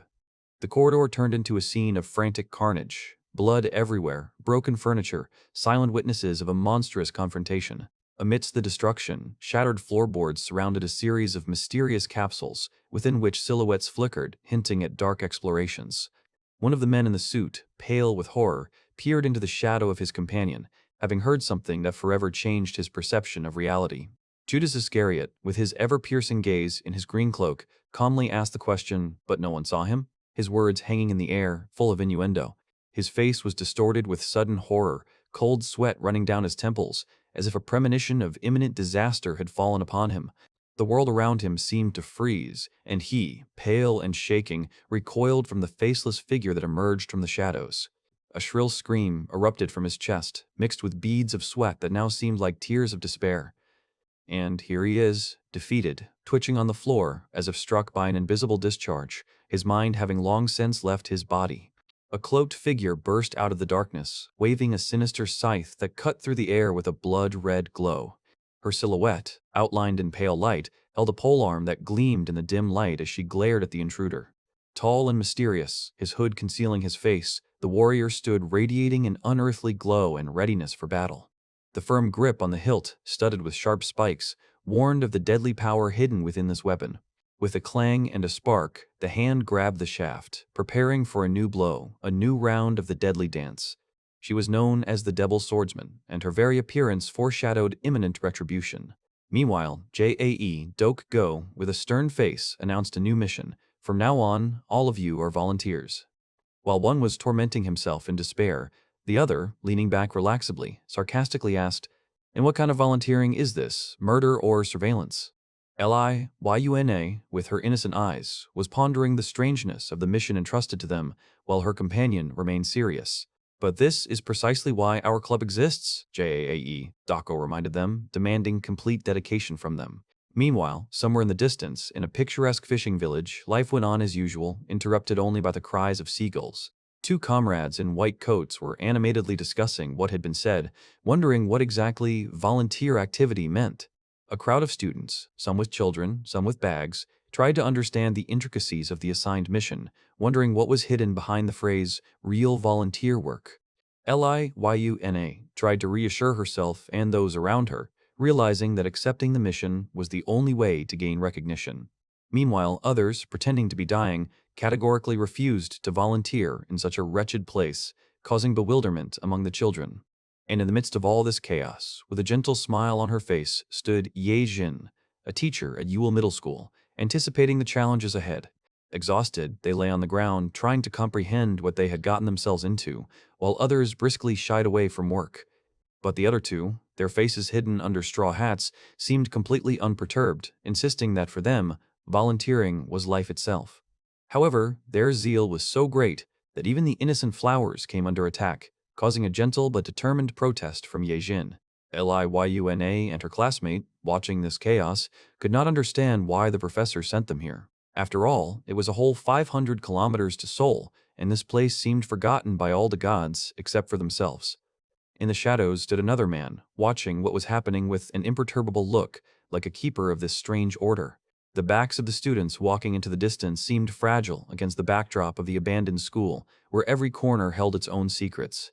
They had to follow this path to the end, guided by the invisible hand of fate, convinced that there was some higher purpose behind it all. Liyuna felt something changing, the air around her thickening, acquiring a different, more ominous atmosphere. The two workers raised their heads and asked a question that made Yejin smile slightly, as if she had met old acquaintances. "I'm teaching here," Yejin replied softly, gently adjusting her hair. "But thank you for the compliment. I'm glad I look young." One of them raised his index finger, as if about to make an important statement, attracting everyone's attention. The men took off their hats and smiled, their faces now visible, and a sly but good-natured smile could be seen in their eyes. "And this is our school janitor, Pedro." Yejin introduced the man who approached with a broom, whose smile was beaming with good nature. Pedro, without stopping, proudly exclaimed that their school was the only one on the entire island, which caused embarrassment in Yejin and bewilderment in the students. Please stop.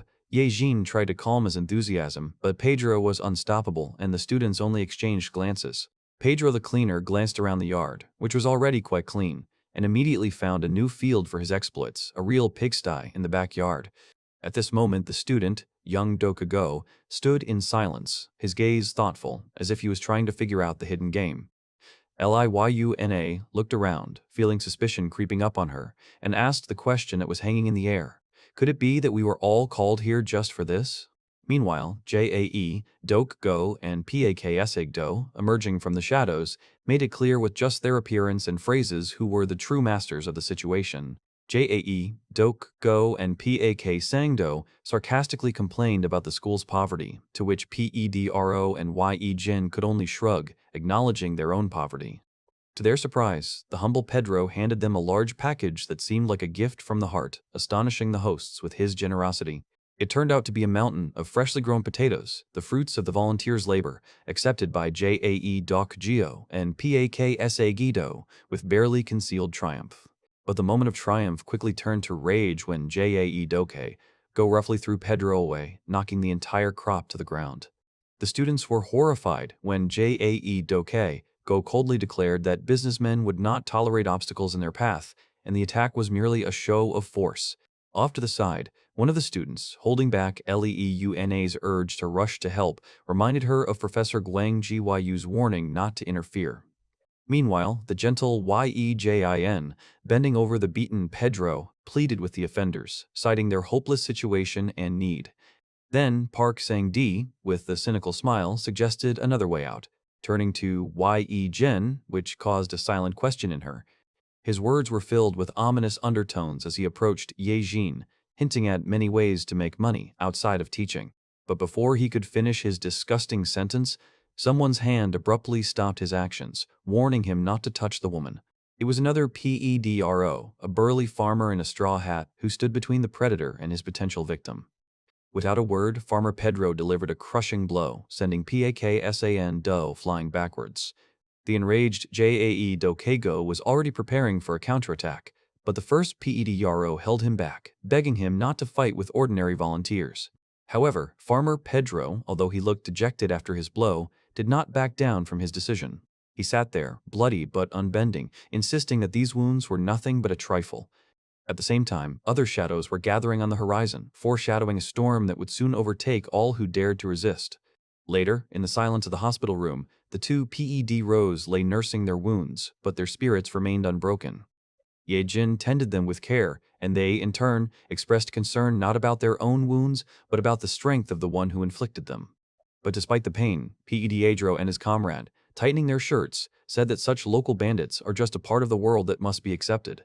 And only Yejin's kind smile, calling for rest, could temporarily calm the storm that was already brewing in their hearts, foreshadowing new battles. A voice from the shadows said tremulously, "Captain, are you all right?" And Hing Duk Go merely chuckled, brushing off the remark about him growing up as if it were nothing. But true maturity was measured not in years, but in the weight of the glances he exchanged with his men standing around, awaiting new orders in the stuffy atmosphere. They, these giants, were always ready to fight, but Hyundok Go was the center of their universe, and now they gathered again in a dark hangar where every glance was a challenge. And he accepted this challenge without hesitation, his fist cutting through the air, meeting flesh with inexorable force, leaving behind only pain and the crack of broken bones, for this was how their business was done. "You were great today." The words, spoken quietly, echoed in his mind, confirming that every blow was not in vain, every battle a step on the path to power. At the medical station where the wounded PEDRO and his comrades were recovering, Yegin tried to offer comfort, but even her kindness could not distract them from Hyuoedoen Go, whose presence was a promise of future victories. But when night falls and the city grows silent, even the strongest souls seek solitude, like Liyuna, swinging on a swing under the indifferent stars. Her gaze was fixed on emptiness, heavy thoughts weighed on her shoulders, and the silent creaking of the swing sounded like a soundtrack to her inner drama. Only the half-darkness hid the deep sadness in her eyes, a story that had not yet been told but was already imprinted on her young face. And then, like a sudden return to reality, Liyuna, with a bandaged arm and a school bag, stepped out of the car, her appearance causing a silent question, what happened? In her hands was a mysterious bundle, like something fragile that she guarded more than her own life, and her eyes betrayed a mixture of fear and determination. 5 vials of blood, separated by layers, gruesome evidence of secret experiments or the aftermath of a brutal struggle, lay on the table, foreshadowing new threats. Tears silently flowed down her cheeks, leaving shiny tracks on her skin, while her hair, like a curtain, hid her suffering from the cruel world. Hunched over by the car, Liuna clutched the folder to herself, trying to find comfort in the cold plastic, feeling completely lost and alone. Returning to Liuna on the swing, she thought about the words she should have said, about the gratitude stuck somewhere deep in her chest that she couldn't express. Young Doko's sudden appearance made her cry out in surprise, and his question about her younger brother sounded like an echo, awakening painful memories. He asked, with a slight grin, if she'd seen a ghost, to which she, outraged by his habit of appearing so suddenly, only shook her head, trying to calm her pounding heart. The realization that the conversation was inevitable washed over her again, and Liuna searched for the right words to begin, to finally open her soul. They sat on the swing next to each other, 2 solitudes, ready to face all the unspoken things, under the cover of the starry night. And when Hyurng do gay go said those fateful words, that day, her eyes widened in shock, realizing that the time had come to lift the curtain on their darkest secret. He recalled how the heavy burden of the past weighed on his shoulders. The lonely echo of old wounds resonated in every cell. His memory flashed back to that rainy day when the world around him was collapsing and the lifeless hospital room had witnessed their tragedy. Liuna stood before him, strong and defiant, but her eyes already showed immeasurable pain. Then she fell, broken with grief, her arm in plaster seeming like only a small part of the irreparable wounds. Hyung Go looked at her, feeling bitterness and gratitude fighting in his heart because she, despite everything, was able to protect him. Liuna, snatched from the whirlpool of memories, looked at him with wide eyes as if seeing his true face for the first time. She tried to brush his words off, denying the importance of her actions, but he only smiled softly, saying how glad he was that she had done it. The ground beneath their feet seemed shaky, as did the boundary between their past and present. He looked down, making a decision that would change everything. It was time to tell her the whole truth. Liuna only remained silent, tightly gripping the swing chains, her heart pounding in anticipation of terrible revelations. Finally, a trembling whisper escaped her lips, just a fragment of a word that sounded like unspoken gratitude. He didn't seem to hear, and she, embarrassed, tried to deny everything but her "thank you" sounded again, quietly and uncertainly. And again, he didn't understand or pretended not to understand, forcing her to repeat it, almost screaming from frustration and embarrassment. "Thank you," thundered across the platform, echoing in the night silence like an explosion of long-suppressed emotions. After this outburst, there was a silence filled with unexpected sincerity and awkwardness. Unable to bear it any longer, she abruptly jumped off the swing, accusing him of deliberate teasing and warning him to be careful with such perverts. But Go only closed his eyes, a barely noticeable smile playing on his face, full of understanding and tenderness. He remained seated, feeling the gentle breeze dissipate the tension, and sighed, realizing that their connection was deeper than he thought. The empty swing swayed in the darkness, holding the secrets of the night and the promise that soon all the secrets would be revealed. The silence of the night enveloped the empty school corridors, only the reflections of the moon played on the windows. The man walked slowly through this frozen world, his silhouette dissolving into the bluish twilight. His gaze fell on the door of the administration office, where it seemed that the answers to many questions were hidden. Inside, with his back to him, sat the watchman in his cap, immersed in watching the monitors. Guan walked in, and their exchange of words was casual, but there was more to it than just conversation. The guard tried to hide his tension with laughter, but Guan didn't buy the mask. The silence that followed was heavy, filled with unspoken threats and anticipation. Guang Guayu turned to leave, saying goodbye, but his intentions were far from peaceful. Every step Jiwan Jiyu took echoed, his true nature about to emerge. Suddenly, Guan Guayu spoke of the smell of blood that had haunted him for decades and of the Guardian's cheap game. The guard pulled off his cap, and through his appearance emerged the figure of Mats with bloody hands. Guan Guayu remained motionless, watching the transformation, his face betraying no emotion. Guang Guayu's words sounded like a death sentence. "It's you," he whispered, recognizing the true identity. Matches stood over the fallen body of the watchman, as if the broom in his hand were a deadly blade. Guan Guayu continued, saying that there was no one in the world who could wield a sword better than Matthias. Matches's eyes flashed with a dangerous glint as he drew his blade, foreshadowing a bloody dance. A sinister smile twisted his lips, hinting at the deep secrets he had learned. Illuminated by the blade's glow, Matthias's face became the embodiment of ruthless force. But the shadow of a past or future battle was already looming. Another warrior with scarlet eyes was preparing for battle. Two shining blades crossed in the air, and the fate of the world hung in the balance, ready to fall into the abyss. Hyundok-go's deep purple eyes flashed with determination, foreshadowing an imminent storm. On the contrary, the legendary Simon saw a completely different picture. Cold, calculating, full of immeasurable strength. The next moment, the air around them exploded into a whirlwind of pure light and crushing energy. It was Simon, the legendary warrior whose katana could cut through bamboo with the same ease as the superstitions of this world. The blade's whistle pierced the air, and every bamboo stalk froze in amazement before shattering into pieces. Hyundok-go, his opponent, froze, looking up, realizing that he was trapped with no way out. A voice echoed through the grove. "They say your sword has no equal, your technique is impeccable, the best in the world." Before him stood Apostle Simon, the master of the holy spiral blade, his figure shrouded in ancient power. His palm gripped the hilt, which emitted a dim glow, heralding a new round of their deadly dance. "You're lucky too," echoed as Hyundok-go flew back like a doll, breaking another bamboo stalk. But a hunch flashed in Hyundok-go's eyes, the thought that a person's habits were like fingerprints, impossible to erase. "The way he walks, the way he talks, the smell," Simon muttered, his gaze growing even more penetrating, catching something important. At first he doubted it. It seemed incredible, impossible, beyond comprehension.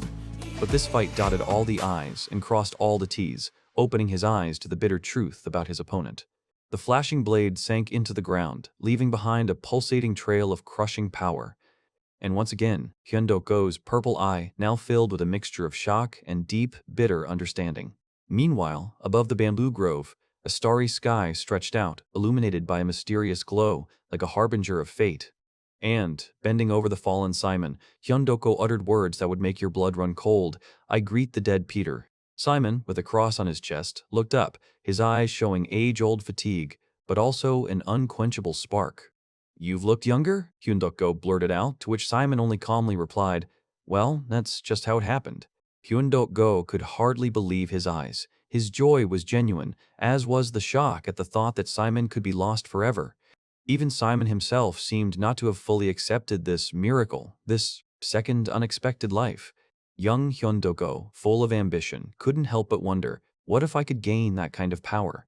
But Simon merely waved it off, tired of the shadows of the past that constantly reminded him of his former burdened image.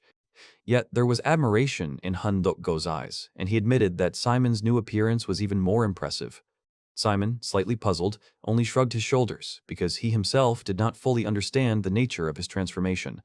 He simply woke up one day like this, renewed but holding within himself the entire weight of centuries that are not subject to youth. And although the changes were dramatic, Simon remained calm, accepting his new fate with equanimity. His thoughts seemed to be hovering around those who rightfully bore the title of Invincible, wielding the sacred spiral sword, and Hyundok-go remembered their last meeting, where Simon seemed on the verge of taking his life. Simon, with a bitter smile, admitted that after all these years spent with a broom instead of a sword, it felt strange to hold a weapon again. Somewhere there, in the depths of his memory, a new hope was growing, or an old promise, embodied in the image of an innocent but determined student. Hyundok-go, trying to change the subject, asked about the reasons for Simon's appearance in this forgotten village. Simon, after thinking for a moment, turned the conversation to the recent news from the ominous Hospital of Glory connected with Nathaniel. Hyundok-go's face instantly darkened. He knew about the horrific events that were being whispered about in the area. At first, he thought he was talking about some madman, but he quickly realized that Simon was talking about someone great, someone who was behind the horror. Simon pierced Hyundok-go with an icy gaze, realizing that he understood the true scale of the impending threat. Filled with anxiety, Hyundok-go warned Simon of the danger that lay in wait even for him in this cursed place. He was eager to fight, offering his strength, but Simon only coldly advised him to return to his schoolwork. But even in this refusal, there was an echo of the past, when Simon himself had to hide, when his life hung by a thread. But the shadow of the ruler sitting on the bloody throne will always hang over his fate. The blood that stained his hands and the sacred symbol of faith. How long had these worlds been intertwined in his soul? After all, there were times when even the darkest figures pretended to be saints, hiding the true nature of their power. A whole army of obedient souls gathered around the invisible leader, ready to blindly follow him into the abyss. Simon, still just a child, already knew the cruelty of the world, struggling with his last strength to escape from under the barbed wire of hell. In this hell, he was forced to become a monster to survive, and his hands forever remembered the cold of steel. From the darkness emerged the silhouettes of those who guided him, who shaped his path, who led him to the inevitable. It was a world where a pistol and a katana decided everything, where the right to life had to be won in battle. A world where people fled desperately, escaping imminent reprisals, and the sky above was filled with smoke and anxiety. Back then, he was just a lost child, led by the hand through a snowstorm, away from the chaos. But the path led him not away from power, but straight towards it, to the throne that was waiting for its true owner. The blood-soaked throne and the mysterious ruler whose grin lurked in the shadows were the symbol of his return. Simon rushed forward, his rage ready to burst forth, the naked blade gleaming in his hands. But a powerful hand stopped him. The voice of the mentor told him to calm down, for now was not the time for rash actions. "For your sake and for all of us," he said, "it is not yet time. Everything has its time." True power was waiting in the wings, hidden beneath the skin, engraved on the body like the seal of fate. He was there, an eternal observer, whose words sounded like a warning, like a prophecy of what was to come. "So just watch." His voice was quiet but confident. "For those who destroy his kingdom are already weaving their threads in the shade of bamboo groves, preparing for the decisive blow. And this blow will begin where school worries end and the real game for power begins." They discussed human nature, the eternal boomerang of fate, which always returns what is due, and that any action, good or bad, inevitably finds its response, returning to the one who committed it. But behind these philosophical conversations lurked a harsh reality. Some doors close forever, and paths diverge irrevocably. Someone's hand was clenched in a glove, ready for action, for a boundary beyond which it was not worth pushing. Bound by fear, they begged for mercy, promising never again to disturb the peace of the one they were ordered to protect. They were given a final warning. Any return would result in a meeting with those whose names had not yet been carved into the list of the most dangerous. But for some, this whole show of force was just an annoying trifle, not worth remembering. Meanwhile, life continued its measured pace on the coast, where the gentle sun warmed the roofs of houses. Meetings and farewells, joy and slight sadness of farewell words mixed with the salty breeze.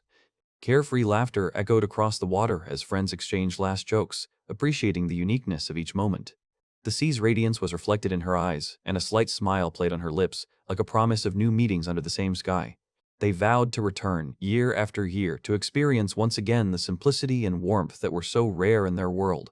But beneath this idyll were hidden thoughts about the future, about tasks that were still waiting in the wings. A strong handshake cemented unbreakable bonds, promising support and loyalty at any time, in any trial. Gratitude and farewell words dissolved into the air, leaving behind a vague premonition of something inevitable. And, as if foreshadowing the coming changes, the sky darkened, and the first drops of rain began to hit the water. The sea became restless, the waves crashing against the pier as if trying to break the shackles of calm. A downpour lashed the coast, engulfing the world in darkness and stormy chaos. A flash of lightning illuminated the school's silhouette, as if a harbinger of something far more menacing than a normal school year gathering above its walls. For now, within the walls of the school, guarded by a simple worker, nothing foreshadowed the storm that was already standing on the threshold, ready to sweep away everything in its path. A strange premonition grips the man whose hand is stained with someone else's blood, pressing against the cap with the mysterious emblem. He, with a sly half-smile on his face, notices that there are suddenly too many prying eyes around, inspectors, as he calls them. A shackled figure looms in the depths of the mysterious room, while one of the dark silhouettes, hidden in the shadows, mutters that he did not expect new guests. A firm grip on the sword's hilt, wrapped in cloth, speaks of mastery of ancient art and readiness for the inevitable. From under the hood, only the corner of the lips is visible, curved in anticipation, and the drops sliding down the face could be sweat or tears from the sky. A silhouette appears before us, surrounded by a mystical glow, none other than Korea's finest swordsman, master of the secrets of the holy spiral sword. Far from these battles, in a modest room, an ordinary school caretaker stands alone, his silhouette lost in the semi-darkness. Are you the best swordsman in Japan? A voice calls out in challenge as another mysterious hooded warrior raises his katana, ready to respond. Only one eye gleams from beneath the shadow of the hood, and a subtle smirk hints at confidence, perhaps even arrogance. Matthias casually throws aside his jacket, revealing a necklace, and waves off the other people's titles with mild disdain. I'm not interested. His tightly clenched fist, on which the mysterious label is visible, remains impassive, but in his voice one can hear the question, "But what should we do?" He looks down, then up again, and there's a hint of regret in his voice. "Oh, by the way, you're wrong about something." At that very moment, sparks from the clash of two short blades pierce the air, and an enraged voice exhales, "How impudent! How dare you!" And now Matthias, the spiral swordsman saint himself, lowers his stance, his eyes blazing with determination and his blade glowing with the anticipation of battle. "Don't worry," Matthias says with a grim smile. "I usually greet my guests very warmly." And then, as if on command, two rush forward, one with a combat blade, the other in a hood, whose eyes glow in the darkness, and a battle cry fills the air. The face is hidden under the hood again, but a slight smile and a gleam in one eye betray complete acceptance of the challenge. Matthias's teeth only clench tighter in response, his gaze growing even sharper, a silent promise not to give in one iota. With redoubled force, they rush at each other again, blurred silhouettes in a whirlwind of blows that leave only shining traces behind them. Meanwhile, above the school, the skies open up, pouring down rain, as if the sky itself is mourning the upcoming events. Meanwhile, above the school, the skies open up, pouring down rain, as if the sky itself is mourning the upcoming events. And in the midst of this abyss, under a flash of lightning that only momentarily illuminated the gloomy facade, the merciless confrontation continued. But in this chaos, Andreas, enveloped in a halo of furious blue energy, prepared for his next crushing move. His heavy boots thudded dully on the floor, each step a harbinger of the inevitable battle. A mocking voice, full of disappointment, came from under Andreas's hood. He had expected more from the one called the Master of the Spiral Sword. Matthias, his sleeve torn and blood streaming, only tightened his grip on his weapon, his pain just more fuel for the fight. A barely noticeable, bitter smile flickered across his face, as if he was enjoying the moment of collision itself, even though he was wounded. Andreas, casually shaking a bottle of mysterious liquid in the shape of a skull, demonstrated the icy calm of a predator. Every wound on his body, every hole in his clothes were signs of the past, which only strengthened his mad determination.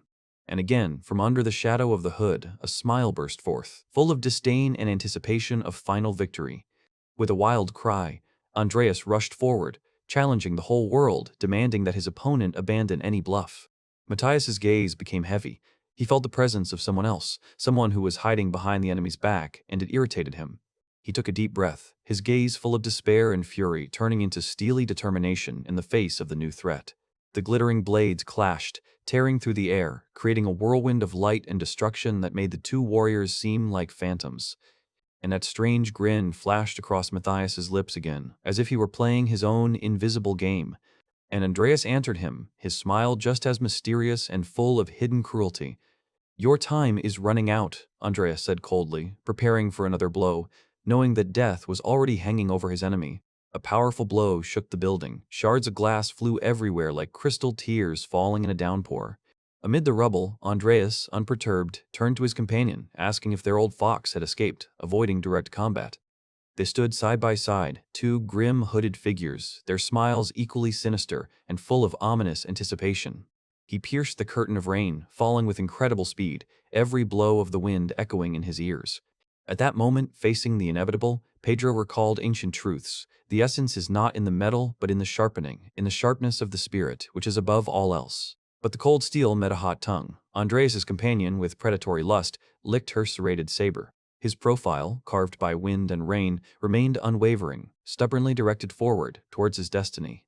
Like a ghost of the night, she slid down, her dark silhouette concealing only a sinister grin, promising inevitable retribution. The lips, twisted into a smile, revealing a row of perfect teeth, spoke of complete confidence in their superiority, that the enemy's flight was only a delay.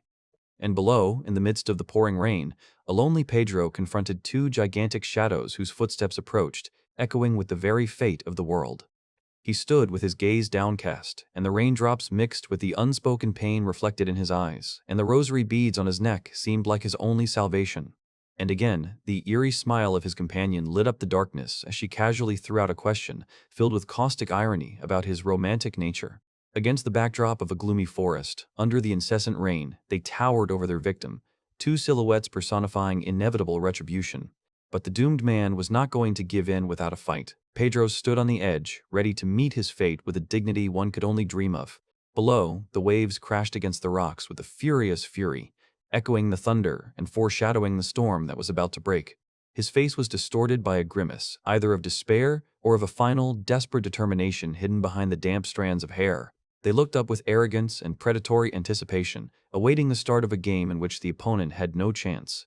Pedro's barely noticeable, bitter smile broke through the rain streams, the smile of someone who has already come to terms with his path but is not broken. He stood there, alone and majestic, a true spiral swordmaster whose aura illuminated the darkness, ready to unleash his will upon his enemies. In the pouring rain, his shoulders slumped, bearing the weight of all the decisions he had made, all the losses, and all the battles to come. And again he fell into the abyss, but now the rosary beads swirled around him like a talisman, dissolving in streams of magical energy. But in his eyes, surrounded by glittering bubbles, there was no fear, only pure, furious determination to meet the enemy face to face. And at that very moment, a puzzled cry came from under the hood of Andreas's companion, breaking the gloomy silence, foreshadowing an unexpected turn of events. As if on cue, the hooded figure whose companion Andreas had just let out a confused cry a moment ago unleashed a barrage of blows on Matthias, forcing him into a swift, defensive swirl. The blades flashed so continuously and inexorably that it seemed simply impossible to dodge this attack. It was an incredible skill, honed millions of times over several decades, the very power that struck paralyzing fear into every swordsman in the world. But Matthias, in the swift dance of battle, merely dodged, his movements graceful and precise despite the fury of the onslaught. Suddenly, a blinding pink energy gushed from under her companion's hood, enveloping her body in an ominous glow, foreshadowing imminent retribution. And Matthias, stopping for a moment, curled his lips into a strange, barely perceptible grin, as if this was not the end, but only the beginning of a carefully thought-out plan. Andreas's companion, now clearly under the influence of someone else's will, stood motionless in the middle of the rain, her silhouette emitting a chilling aura. The next blow was precise and merciless. Matthias, pierced through and through, hung lifeless, and his companion, she was also there, nearby, motionless. The attacker's dark hood hid her face, but an aura of triumph seemed to hang in the air. But the next second, Matthias, completely unharmed, confidently pointed his blade straight at her, his gaze sharp and full of challenge. Could it all have been just a mind trick? The hero's eye widened in sudden realization, a drop of rain or sweat trickling down his temple. However, a cold pain pierced his body, and blood gushed from the wound on his chest, and Matthias, looking down in horror, whispered, "W, what is this?" Stunned, he looked around, trying to understand what was real and what was just, a painful illusion created by someone's evil will. And from afar, from under a dark hood, came a voice, caustically mocking his deceived confidence. "Did you think you won?" He, funny, just look at yourself, uncle. What's wrong? I definitely cut her," the voice hissed, adding spice to his confusion. At that moment, the hood shifted, revealing a monstrous, distorted face, and the terrible truth crashed down on Matthias. She was possessed. A fear hitherto unknown reflected in his eyes as he finally realized the true nature of what he was facing. And a moment from the past came to his mind, when the same companion of Andreas, smiling innocently, held a tiny bottle in her hand. That same bottle, with the scent that he then mistook for ordinary perfume, but which, as it turned out, was a powerful hallucinogen. Matthias's face twisted with the bitter realization of the vile betrayal, and disgust filled him to the brim. His face twisted in a grimace of rage, but whether it was tears or drops of water in the rain didn't matter anymore. The pain was too real. The betrayal was painful, and Matthias, with his head bowed, felt every blow from the heavens. He fell into an abyss of despair, where every drop, like a pearl, reflected lost trust and the bitterness of betrayal. The world around him began to spin in a mad whirlpool, attacking him from all sides with invisible, blade-sharp streams of energy.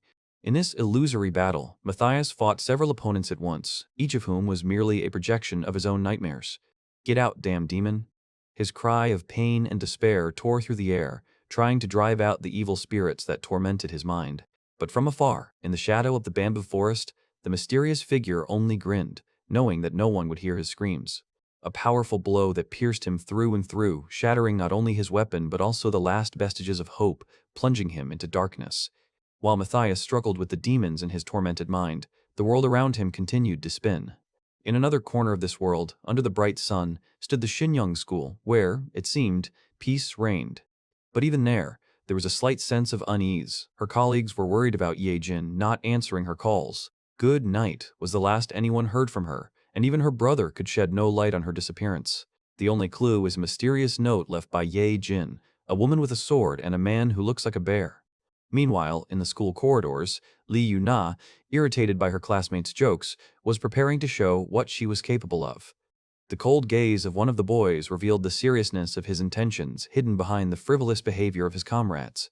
But before anything could happen, their attention was drawn to Kim Sung-gu, who was rushing out of the room to avoid confrontation.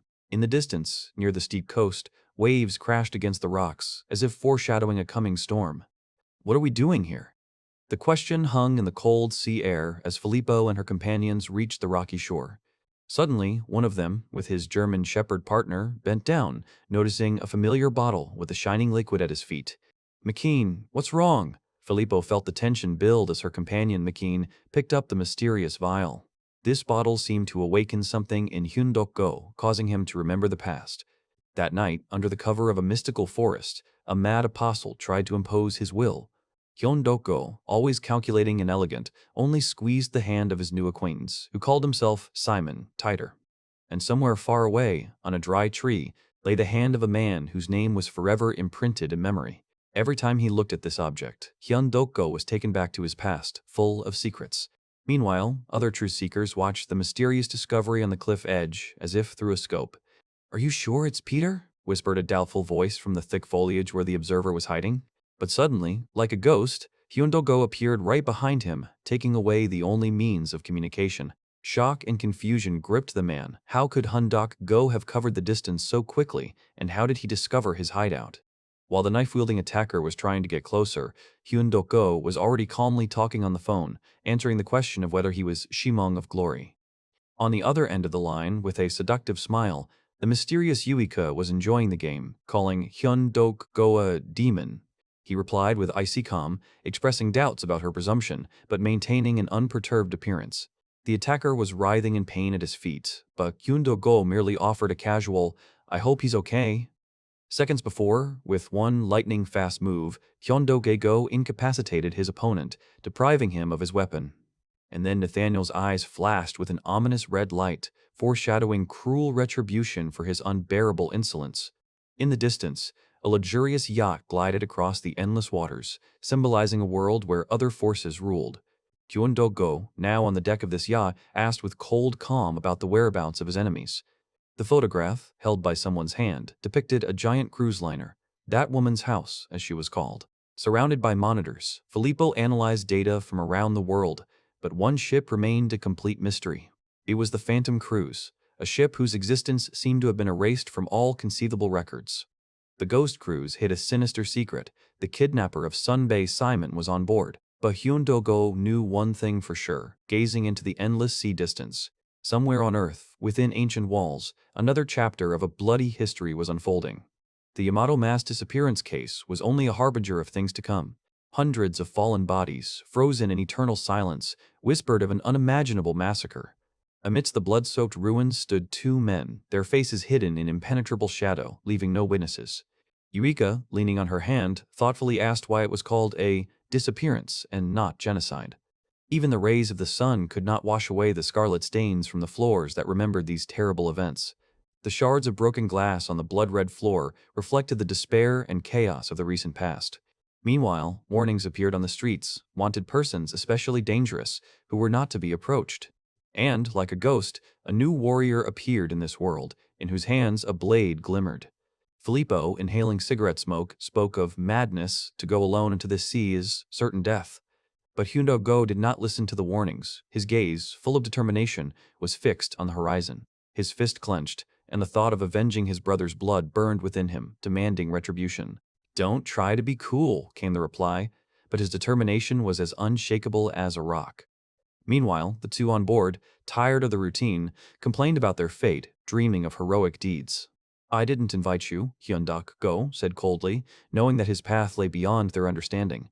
Whatever, he whispered, casting aside any doubts, and took a step towards his goal. For those left behind, it was just another task, the last medal in a series of meaningless battles. But his gaze, directed into the distance, saw not just the sea, but the threshold of his new, inevitable destiny. Chu Eoen Chang, chairman of the powerful Da Group, stood on the deck as if he were the master of these vast waters.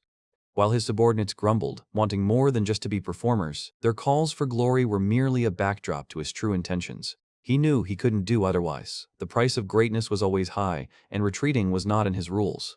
In his world, nothing was sacrosanct. Priceless artifacts, mysterious works, and, what was even more frightening, people themselves disappeared. Those shadows, cowering in the corner, were only a silent testimony to the inhumanity of his empire. I'm in your debt again, he said to the man in dark glasses whose aura rivaled the surf. Two giants of power, Chu En Chang and the mysterious companion, towered over the ocean, their gaze fixed on an invisible future.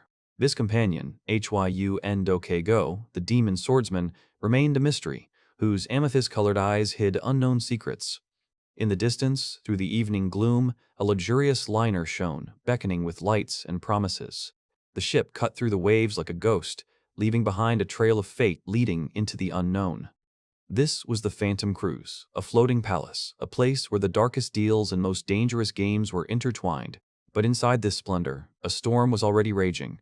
Director Ann, furious and desperate, demanded the boss appear, oblivious to the blood and chaos around him. And then, from the shadows, she came out, walking in heels on the carpeted floor, her thin voice piercing through. Simon, the owner of the Ghost Cruise, the demon swordsman, the apostle, appeared accompanied by a silent Oceteopus, declaring her true authority. There was a barely perceptible smile on her face, hiding a steely will and ruthlessness that could destroy anyone. Oceteopus, her shadow, her shield, stood motionless, his face a mask behind which lurked an inescapable threat. Simon, relaxed and dangerous, offered privacy, but Director Ann, blinded by anger, refused to acknowledge her authority. I'm the director of Doosan Group, he growled, trying to intimidate her with his name, unaware that the real force stood before him. With a graceful movement, Simon seized the initiative. Her touch was seductive and deadly at the same time. I'll just make you drink a little more, she whispered, and in her eyes there was a promise of sweet oblivion that foreshadowed the end. An incredible force grabs him, twisting his arms, and every nerve screams with sudden paralyzing pain, clouding his mind with surprise. His eye widens in agony, and beads of sweat run down his face as his body convulsively tries to expel the sweet poison. She, Simon, watches his torment with a barely noticeable, enticing smile, like an artist admiring a completed masterpiece. Her self-confidence grows with each passing moment, and her words, spoken carelessly, only emphasize her superiority and contempt for the victim. And here he lies at her feet, defeated, helpless, and Simon, seated on a throne of her own charms, confirms, it was your choice. But the triumph of victory is marred only by a fleeting boredom when Yuka, with a glass of champagne in her hand, casually throws out, now throw it into the sea. And the cold waves silently accepted their prey. In the luxurious interiors, shrouded in anticipation of the first auction after the mysterious call, an anxious question arises, will Petir show up? Uyk, observing the hustle and bustle, smiles only slightly, as if she knows something more than the others. And in that smile, a sinister determination slowly emerges. If Petir appears, she herself will put an end to his path for her own benefit. The two men froze, their eyes wide with disbelief, trying to comprehend what they were seeing, something so incredible that it went beyond the ordinary. It was a vibrant, electric world where neon lights danced to the rhythms of the music and every corner screamed of boundless freedom and luxury, a true hot club. Just beyond it lay a sparkling oasis, a vast pool whose azure waters reflected the starry sky and the carefree smiles of those swimming in pleasure. All this splendor merged into one whole, a gigantic, dazzlingly luxurious hotel, a monument to human vanity and wealth. Here lived those for whom money was nothing more than a toy, and whims were the law, those who, it seemed, could buy the very fabric of reality. But amidst the glitter and shadows, another gaze flickered, a sharp, predatory gaze that missed nothing and saw beyond superficial chic. While some were bathing in gold, others, bowing in reverence, worked diligently to ensure that this paradise remained immaculate at the behest of their well-fed masters, who casually called them little boys. The tension hung in the air. Every movement was carefully calculated. Every speck of dust was an enemy, because the path for the VIP had to be perfectly clear without a single flaw.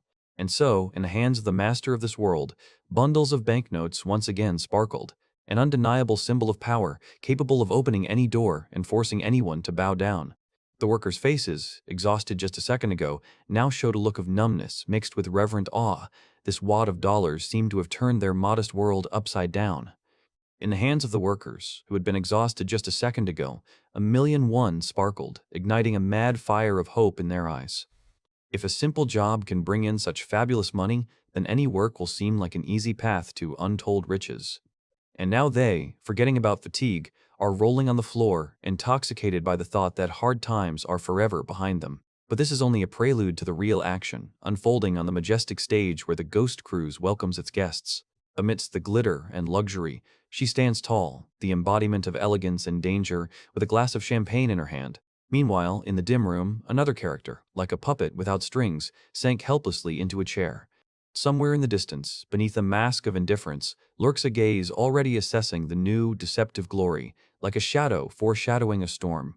With a dramatic gesture, the fabric is torn away, revealing the main lot of today's mystery auction. A whisper spreads through the crowd. What is this? A weapon, a war machine, or something far more destructive?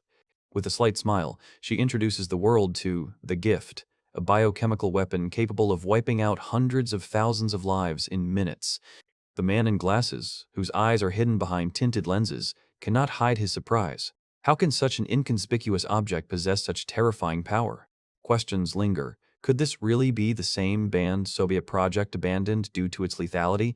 And how did it end up here? Her hand reaches for the artifact, exuding an invisible threat, whispering of a power that is quieter than a bullet, but more terrible than a nuclear explosion. Meanwhile, the old man, his hand shaking on his cane, remembers a long-lost and newly found nightmare. And here we have Viktor Agrola, Russia's largest arms dealer, his face twisted in a grimace of anger and determination. With a roar, he orders his loyal people, "Bring him to me immediately," and they are ready to fulfill any will. However, the path is blocked by the massive figure of Guangyu, whose presence alone is an impenetrable wall. A conflict flares up on the steps of the stairs, and the woman's voice from above, addressed to the manager, sounds like a warning. She says thoughtfully, causing those around her to freeze in anticipation, and then throws out the phrase like a riddle, "Slowly, slowly." And in her eyes, shining with a sly smile, one can read a challenge, a question.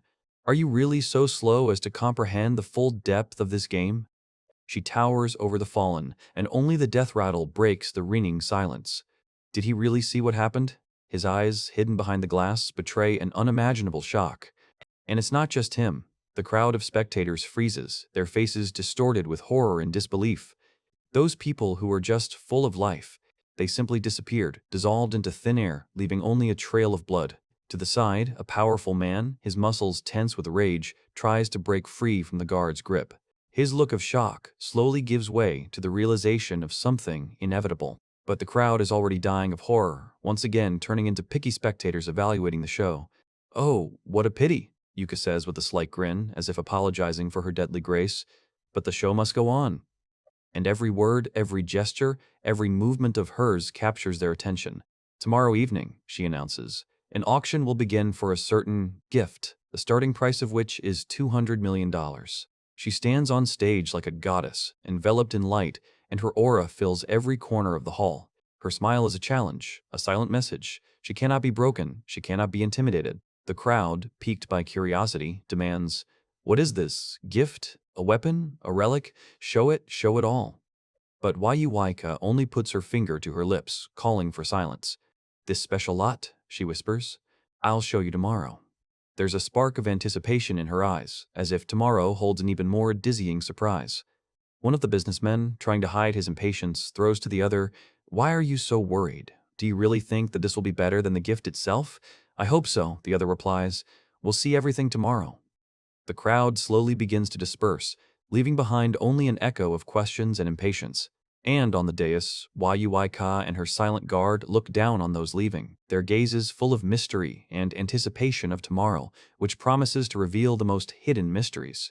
Chairman Choi Eun-chan, exhausted and hungry after a busy day, takes Sun-gu to the banquet hall, looking forward to resting. But his words about the need for caution sound like an ominous omen within these luxurious but dangerous walls. Meanwhile, the haughty beauty in the scarlet kimono demanded unquestioning obedience from everyone who stepped onto the ship. Her wild gaze and sinister smile promised not only submission, but also a deep, all-consuming darkness emanating from her. The name Chairwoman Choi is whispered with apprehension, revealing the true power of this mysterious woman they are approaching.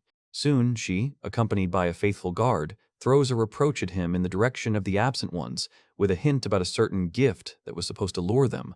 Closing the distance, she offers to share a meal, promising a special dish for the one who seemed to elude her influence. Chairman Choi Un-chan, trying to save face, jokes about strong champagne, but Sunggu's alarmed cry interrupts the masquerade. The tension rises. Their faces are dangerously close. Every glance is a challenge. Every second is a dance on the edge of what is permitted. But beneath Chairman Choi Yun-chan's mask of confidence, a cold sweat appears, revealing true fear and uncertainty. Suddenly, a strong hand breaks the dangerous closeness, pushing the temptress away and disrupting her carefully laid plans. It was Sunggu who stood between them, calmly declaring that Chairman Choi Yun-chang was not in the mood for games today. His gaze, hidden behind dark lenses, challenges her. "Can't I keep you company?" he asks, offering himself. This look reveals not only devotion, but also a hidden power, ready to protect its leader at any cost. The woman whose plans were ruined turns away, irritation and hidden, uncontrollable anger flashing in her eyes. Chairman Choi Un-chan and Sun-gu resolutely leave, leaving behind a silent question in the eyes of the defeated schemer. Rage flashes in her eyes as she realizes that this cute bastard has just played his own unexpected game. Their silhouettes disappear into the distance, taking with them the mystery of the drama that has just unfolded and the unspoken threats. But she quickly regains her composure, her smile regains its confidence, and a new, bold proposal flies from her lips.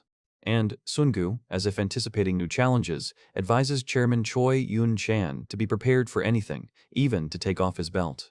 Yuka, radiating a dangerous charm, looms over her victim, enveloping them in a mist of purple energy. Her voice, full of temptation, continues to sound, hinting at further action and complete capitulation. The tension mounts, and Hyun-dok-go's gaze, hidden behind the dark glasses, becomes even heavier. There's more to his eyes than just irritation, echoes of hidden strength or deep wariness. Yuika, as if enjoying the game, stalls for time, promising that their business will drag on a bit. "And you, too, are powerless?" Her whisper pierces him as she moves closer again, almost touching. But he does not waver. His gaze under the glass remains unwavering. Her hand slides down his chest, and her caustic voice notes that, by some strange coincidence, just by looking at her, people lose their minds. The proximity of the two figures becomes intense, the air around them sparkling with invisible energy. There is a challenge in her wide eyes, an anticipation of the reaction she is so carefully provoking. Suddenly, new faces appear. Dak-gu Hyun and Dak-gu Jae, with rags and mops, declaring that they are the new cleaners and are ready to clean everything in the most literal sense. Hyun Dak-go gives them an angry look, and one of the newcomers arrogantly declares, "Get out of my way, I like the lady better." In response to the insolence, his eyes narrow, radiating barely contained rage. Yuika, on the other hand, only smiles softly, addressing Hyun-dok-go with a gentle, "Sweet." Her hand gently touches his cheek, but there is still tension in Hyun-dok-go's eyes. "Let's go," she says, turning away and walking away, leaving behind a trail of unsolved mystery. Hyun-dok-go remains standing, trying to comprehend what just happened, his mind racing with the thought, "What was that? I almost lost my mind in such a short period of time." His companion watches him silently as Hyun-dok-go catches his breath, shaken by the experience.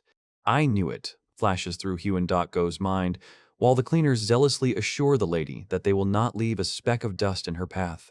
And so they begin to clean up with feverish energy, while Hyun-dok-go watches them, his gaze revealing a deep understanding of their true motives. The cleaners are jubilant, their faces beaming with anticipation of the upcoming feats. Meanwhile, in the shadows of the luxurious halls, a gentleman in glasses, whose eyes are hidden behind dark lenses, watches intently what is happening. At the other end of the world, in a magically lit bathroom, luxury meets tension. A lady carefully touches the water, silently noting its scorching heat through the rose petals. At the same moment, somewhere beyond these walls, in the maelstrom of the battle, a figure in a white cloak swiftly attacks, scattering opponents. The chaos of battle engulfs everything around, every blow echoing with fate. And here, in the fragrant foam, the woman maintains amazing calm. Her body, adorned with mysterious patterns, seems invulnerable. A mighty guard, frozen by the column, breaks the silence with a question. Was it Pater? His voice is full of doubt, because the rules of the game here are completely different than in Yongwen. The lady, in response, only silently collects the scarlet petals, immersed in her own thoughts. Who is he really, and why is he pretending to be Patir? The guard continues. And more importantly, how can we uncover his identity? Do we have the means to do so? At that moment, the lady raises her wet hand, and the light around her intensifies as she says, "We have what it takes." The guard only chuckled silently, his gaze directed in her direction, but his thoughts wandered far away. Her gaze, with drops of water reflecting the light, becomes serious. Do you think he cares? The guard grins, openly admitting that more than anything he wants to know the gender of the mysterious Peter, and just look at his face. Or does it bother you that much? The lady retorts, adding intrigue to their conversation. He just sighs deeply, lost in his own thoughts, leaving the question unanswered. Beyond the horizon, on the endless expanses of the ocean, a majestic liner sails through the sunset, illuminated by all the lights of hope and fate. Inside, a man in uniform moves through a labyrinth of luxurious corridors, quietly pushing a cart. His gaze, as piercing as that gentleman with glasses, hides secrets and intentions. At the same time, the young man in the business suit, caught off guard, does not understand what is being discussed, and his question hangs in the air. In response, the long-haired man, withdrawn into himself, only quietly agrees, acknowledging that someone else is right. Among the bamboo thickets, in the semi-darkness of the night, they have a conversation about loyalty and difficult paths, about the readiness to be the first to face death. The long-haired man falls silent, his gaze fixed somewhere into the distance, as if he is weighing each word before continuing. The young man in the suit looks at him carefully, trying to decipher the true meaning of his confusing phrases. Suddenly, the long-haired man looks up at him, his eyes wide with surprise or anticipation. Then he recalls an old promise, reproaching his interlocutor for his ineradicable habit, which, after years, has not changed. Hearing this, the young man only smiles crookedly, his slight smile hiding a whole palette of emotions. Somewhere in the distance, another young man, with a determined and cold gaze, watches silently, his intentions remaining a secret. And in the bamboo grove, through the tension, sincere laughter breaks through, diluting the silence of the night. The world flashes by in quick, barely discernible details, as if preparing for something important. Suddenly, the scene changes, and we see a bright, confident woman radiating charisma like a prima donna on stage. Meanwhile, in the corridors of a luxury ship, a waiter quietly rolls his cart past two imposing figures. However, his path is blocked, and tension hangs for a moment while he calmly explains the purpose of his visit. Ignoring the distrust in their eyes, he continues on his way, his steps measured and calm. But what's hidden under the sheet on the cart makes the two men doubt his words, because something is wrong. The waiter only chuckles slightly, his calm only heightening the anxiety as one of the men tries to comprehend what is happening. He rolls his terrible burden further, his sophisticated mind already calculating every next step. And now the truth is revealed. A massacre in the kitchen, blood-stained walls and bodies lying lifeless on the floor, under the watchful gaze of a waiter with a fork in his hand. The air fills with hot steam, the roar of cars drowns out the screams that may have once been heard here. And in this hell, among the pipes and fumes, the waiter decisively closes the door behind him, sealing the secret and hiding the traces of his cold-blooded deed. But in his mind, only a mirror image remained, where the stained bathroom tiles bore silent evidence of the recent outrage. The hand clutches a butterfly. The hairstyle is impeccable. Only this gesture reveals the inner tension, the anticipation of something new. The waiter looks deep into himself, his lips whispering a single word that foreshadowed the inevitable. 1. Meanwhile, in a shimmering hall where luxury and greed coexist, a spectacle begins that surpasses all imagination. The crowd holds its breath, listening to every word, because at stake is not just a painting, but the very soul of art, saved by higher powers. Yuika takes center stage, her gaze piercing the room and her voice, like a velvet dagger, announcing the opening bid of $1 million. Passions are running high. A fan freezes in the hand of a socialite, and an Arab sheikh raises the price to $1,300,000 with a wave of his hand, demanding new offers. Yuika, smiling faintly, glances around the silent hall. There are no other contenders, and the hammer mercilessly seals the deal. A cry of triumph goes up from the crowd as Martha Monet's greatest masterpiece, sold for $1.5 million, now belongs to the Basari clan. But the real game is just beginning, And Yuika, bowing her head, issues a challenge. Are those present ready to risk everything for a new, much larger bet? Suddenly, under the cover of red cloaks, a giant steel safe is rolled out onto the stage, containing the baby inside, brought here with incredible difficulty. Whispers run through the room, and guesses multiply. Is this Marilyn Monroe's jewelry, or perhaps some mysterious gift from the Monet auction? Yuika only smiles mysteriously, rejecting these naive assumptions. What is hidden in the safe cannot be compared to pathetic trinkets.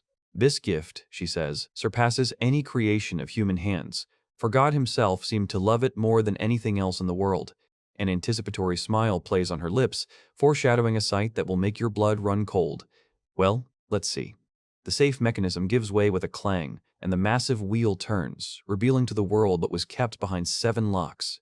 The audience's eyes widen in shock as Yuika proclaims that before them is the very last blade, the only living glory in the world.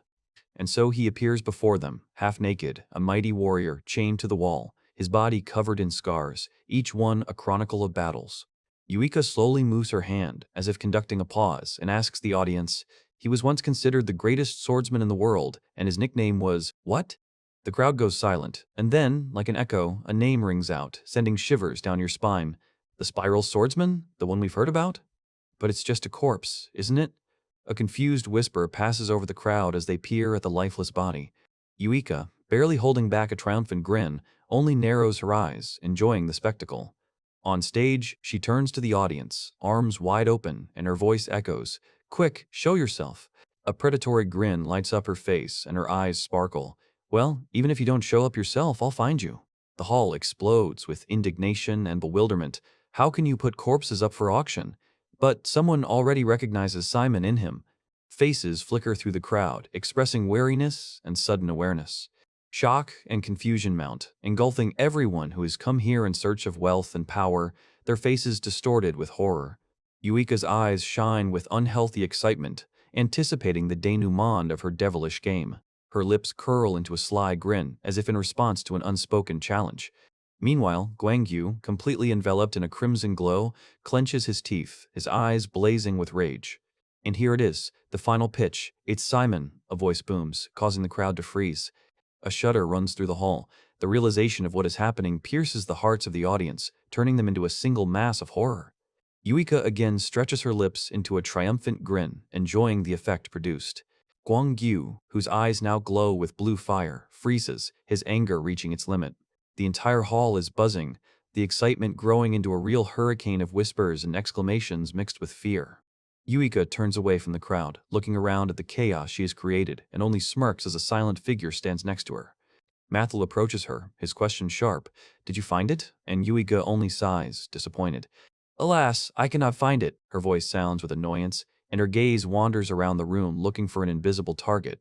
Meanwhile, in the crowd, amidst the general panic, someone dressed in a dark suit stands completely calmly, watching Yuika.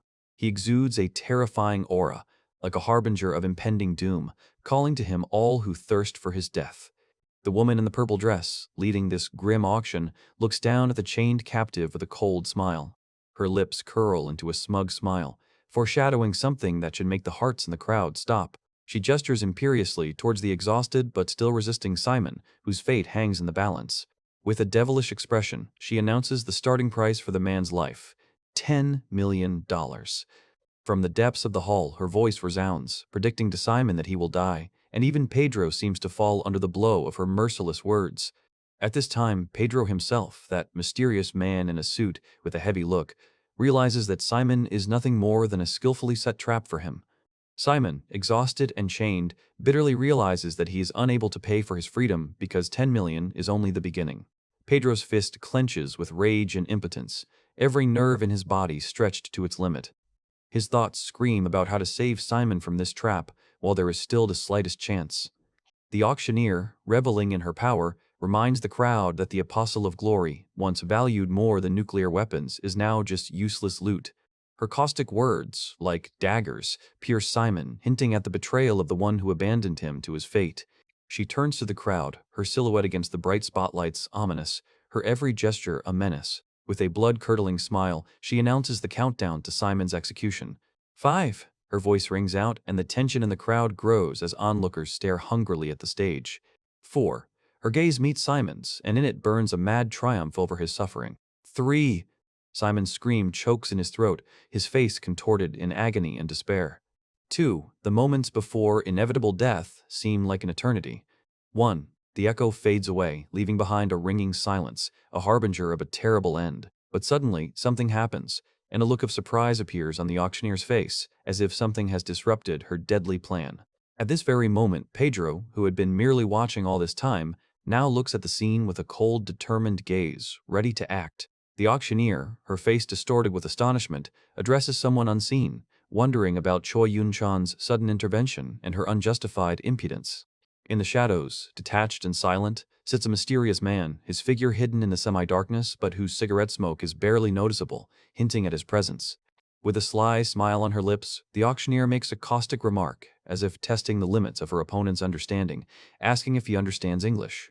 Meanwhile, Hyun Dak-go, whose face remains calm but whose gaze is piercing, tightly squeezes someone's hand, showing his unwavering will. The words catch on the auctioneer's lips as she tries to finish the name Choi Un-chan, as if she senses something about to change the course of events, and the sentence breaks off mid-sentence.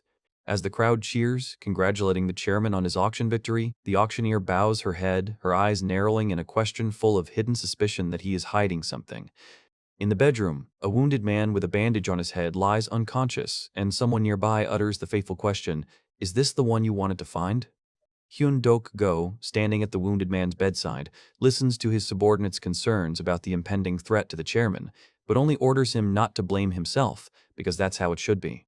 Hyun Dok-go's gaze becomes cold and determined as he processes what he has heard, preparing himself for the trials to come that are drawing closer with each passing moment.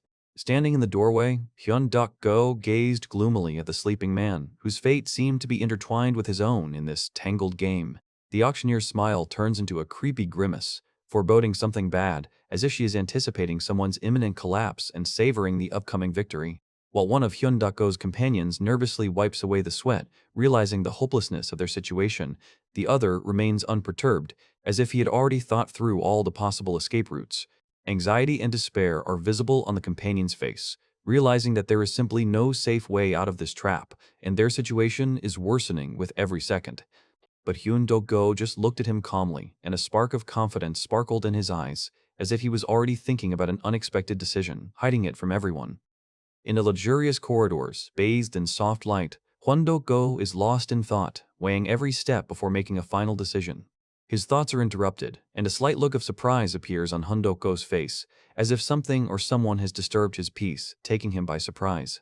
Two pompous thugs come out to meet him, their haughty looks full of contempt for the commoner, wondering about his recent changes.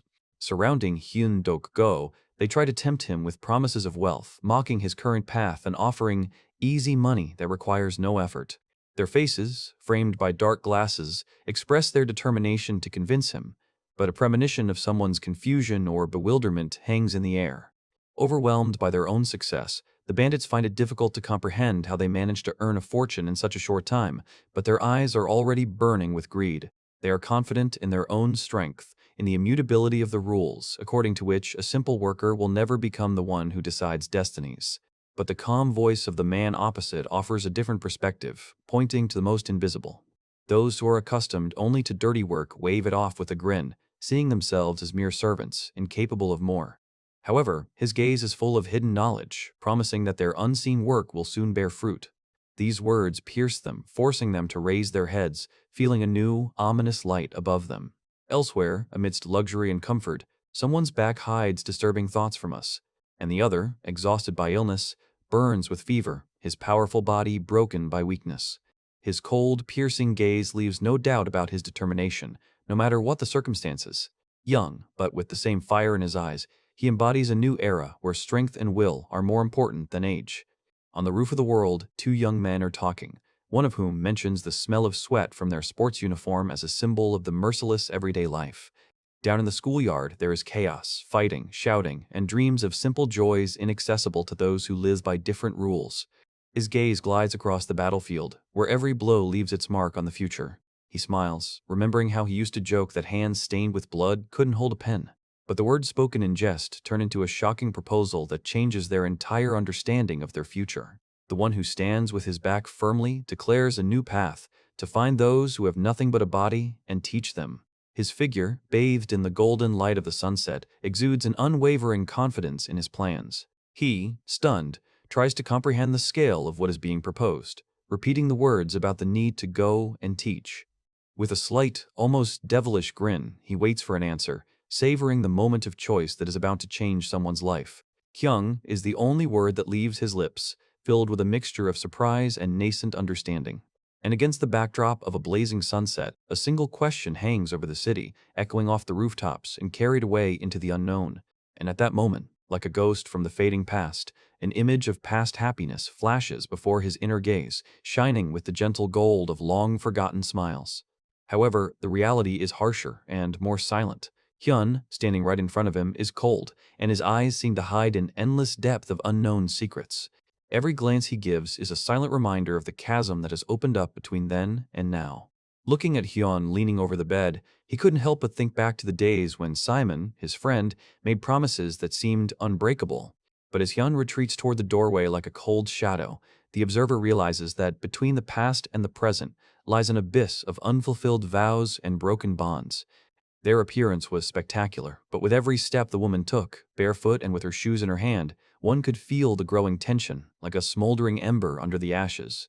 His impassive face reflected a cold calm, while unspoken words full of long-standing hostility echoed in the atmosphere. And then, in an instant, this hidden anger burst forth, tearing apart the marble statue and the ancient cup, like lightning splitting a rock. Her scream, piercing and full of rage, became a manifesto of offended pride, accusing him of the brazen kidnapping of someone dear to her and the destruction of all her plans. But when the man drops to one knee, picking up his dropped shoe, a puzzled question hangs in the air, calling into question the entire preceding scene. What kind of game is this? And now the game is gaining momentum. Yuka passes a cold-blooded sentence on Chu Eun Chan, ordering not only to kill him, but also to display his body as a gruesome warning. Without the boss's permission comes the evasive answer, introducing a new piece into this power chess game. But Wai Yuka has no patience for excuses, and her gaze pierces him as she confronts him with the question of true loyalty. Is the ship's owner his master, or the mysterious boss? Make no mistake, Ayuki's cold voice echoes across the deck, for here on this ship I am the power, the law, and fate itself. And all around, in the semi-darkness of the portholes, faceless shadows loom, armed and silent, ready to put into practice any will, even the most cruel. But that's not enough. Another order is given, and the deadly weapon is aimed at new victims, that same spiral swordsman and his companion. Yugi's eyes glow with a cold flame, her gaze the very embodiment of merciless determination, foreshadowing only further bloodshed. And while the intrigues of death are woven on the upper deck, a deceptive calm reigns in one of the luxurious cabins. Two men are waiting for dinner, and someone's knock is perceived as ordinary room service. Beyond the glass of the balcony, the silent sea distance stretches out, black as the night itself, hiding in its depths all the secrets and plans of this floating city. Tadao, unaware of the approaching shadow, warmly welcomes the arriving Sungu, inviting him to share a meal that is about to become not just a dinner, but the beginning of a new chapter. Meanwhile, a helpful young man, a representative of the house, serves tea on the table, preceding the main meal for the guests. But Sungu, taking a quick glance, notices something strange. The drink is scorching with its heat, too hot to be an accident, and there seems to be a hidden intent in it. Tadao, not noticing the subtle game, anxiously offers the guest a snack, but Suendu politely refuses, only asking the young man to wait, already knowing that this tea is not for him. The young man accepts the refusal with politeness and humility, but his gaze for a moment becomes impenetrable, hiding his own thoughts. And now he is walking down a long, empty corridor, where every step echoes in the silence of luxury and the harbinger of something inevitable. His hand presses the elevator button with determination, taking him away from the hospitable meal and straight into a whirlwind of events. At this moment, his thoughts are already far away, anticipating the upcoming meeting and assessing the situation. The door opens to reveal a scene of chaos and submission. Defeated figures lie on the floor, their mouths gagged, the air thick with tension. And in his hands, instead of tea accessories, ordinary pepper shakers, sharpened to a deadly shine, now carry a threat. He remembers the scalding tea, its temperature exceeding all conceivable limits, and in this awareness lies the key to understanding all the sophisticated care. But before he can take a step further, the corridor is filled with shadows. Armed men, like ghosts, surround him from all sides. One of them, with contempt in his eyes, throws out bold words, underestimating the calm of his opponent and his hidden capabilities. The young man, without flinching, looks at them with slight disdain, wondering about the professionalism of these self-confident bodyguards. His gaze, previously neutral, is now piercing and cold, and simple pepper shakers are seen as a terrible, deadly weapon, capable of deciding the outcome. A slight movement of the wrists, and now a fine, acrid dust begins to pour out of them, preparing to blind and disorient enemies. A split second before the storm begins, he remains motionless, like the eye of the storm, waiting for the first shot. The same brute sneers again, not realizing that his self-confidence is about to turn into his downfall and blinding pain. But suddenly, his face contorts into a grimace of horror as a sharp, burning wave hits his eyes. The caustic pepper, fired with incredible speed and precision, instantly blinds him, causing him to suffer uncontrollable agony. His gaze goes blank, the world goes dark, and he realizes he has underestimated the simple yet deadly weapon in the hands of this mysterious young man. Hyug. Go-Go glides through his blinded enemies like a ghost, his eyes blazing with challenge. He moves quickly, knowing that in this fight the advantage is not always on the side of the one holding the gun. After all, even an ordinary object, such as this peppermill, can conceal much greater destructive power than it seems at first glance. Bullets whistle past, but he is invulnerable, turning into a whirlwind of movement that sweeps away anyone who dares to stand in his way. Panic grips the guards, orders mingle with cries of terror, but it is too late to stop the approaching storm. One more precise movement, and the body falls to the floor, leaving a trail of blood frozen in the air. In his hands are two unremarkable vials, full of insidious contents that are about to change the course of the battle. Like a juggler, he deftly launches them into the air, and each bottle, spinning, becomes a harbinger of chaos.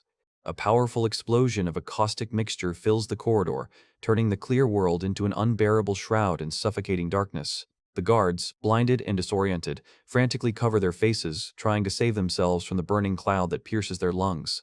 Taking advantage of their helplessness, Go delivers a crushing blow, one after another defeating the enemies, who are unable to resist. His grip is steely, and his blows are merciless, leaving his opponents no chance to escape his deadly dance. The random shooting continues, but the bullets only bite into the walls, adding to the chaos around him, while he himself remains invisible. Leaving behind lifeless bodies, Go disappears as quickly as he appeared, as if dissolving in clouds of pungent pepper. Meanwhile, in another, more luxurious room, a powerful woman watches what is happening, her face expressing undisguised surprise.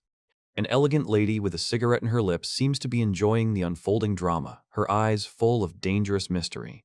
She takes a leisurely drag, and the smoke slowly dissolves into the air, as if reflecting her calculating and unhurried mind. Somewhere in the distance, in the ominous blue light, other shadows with empty, glowing eyes are preparing for their own, even darker game. Among them is an old acquaintance, whose piercing eyes radiate cold calculation, foreshadowing new intrigues and hidden threats.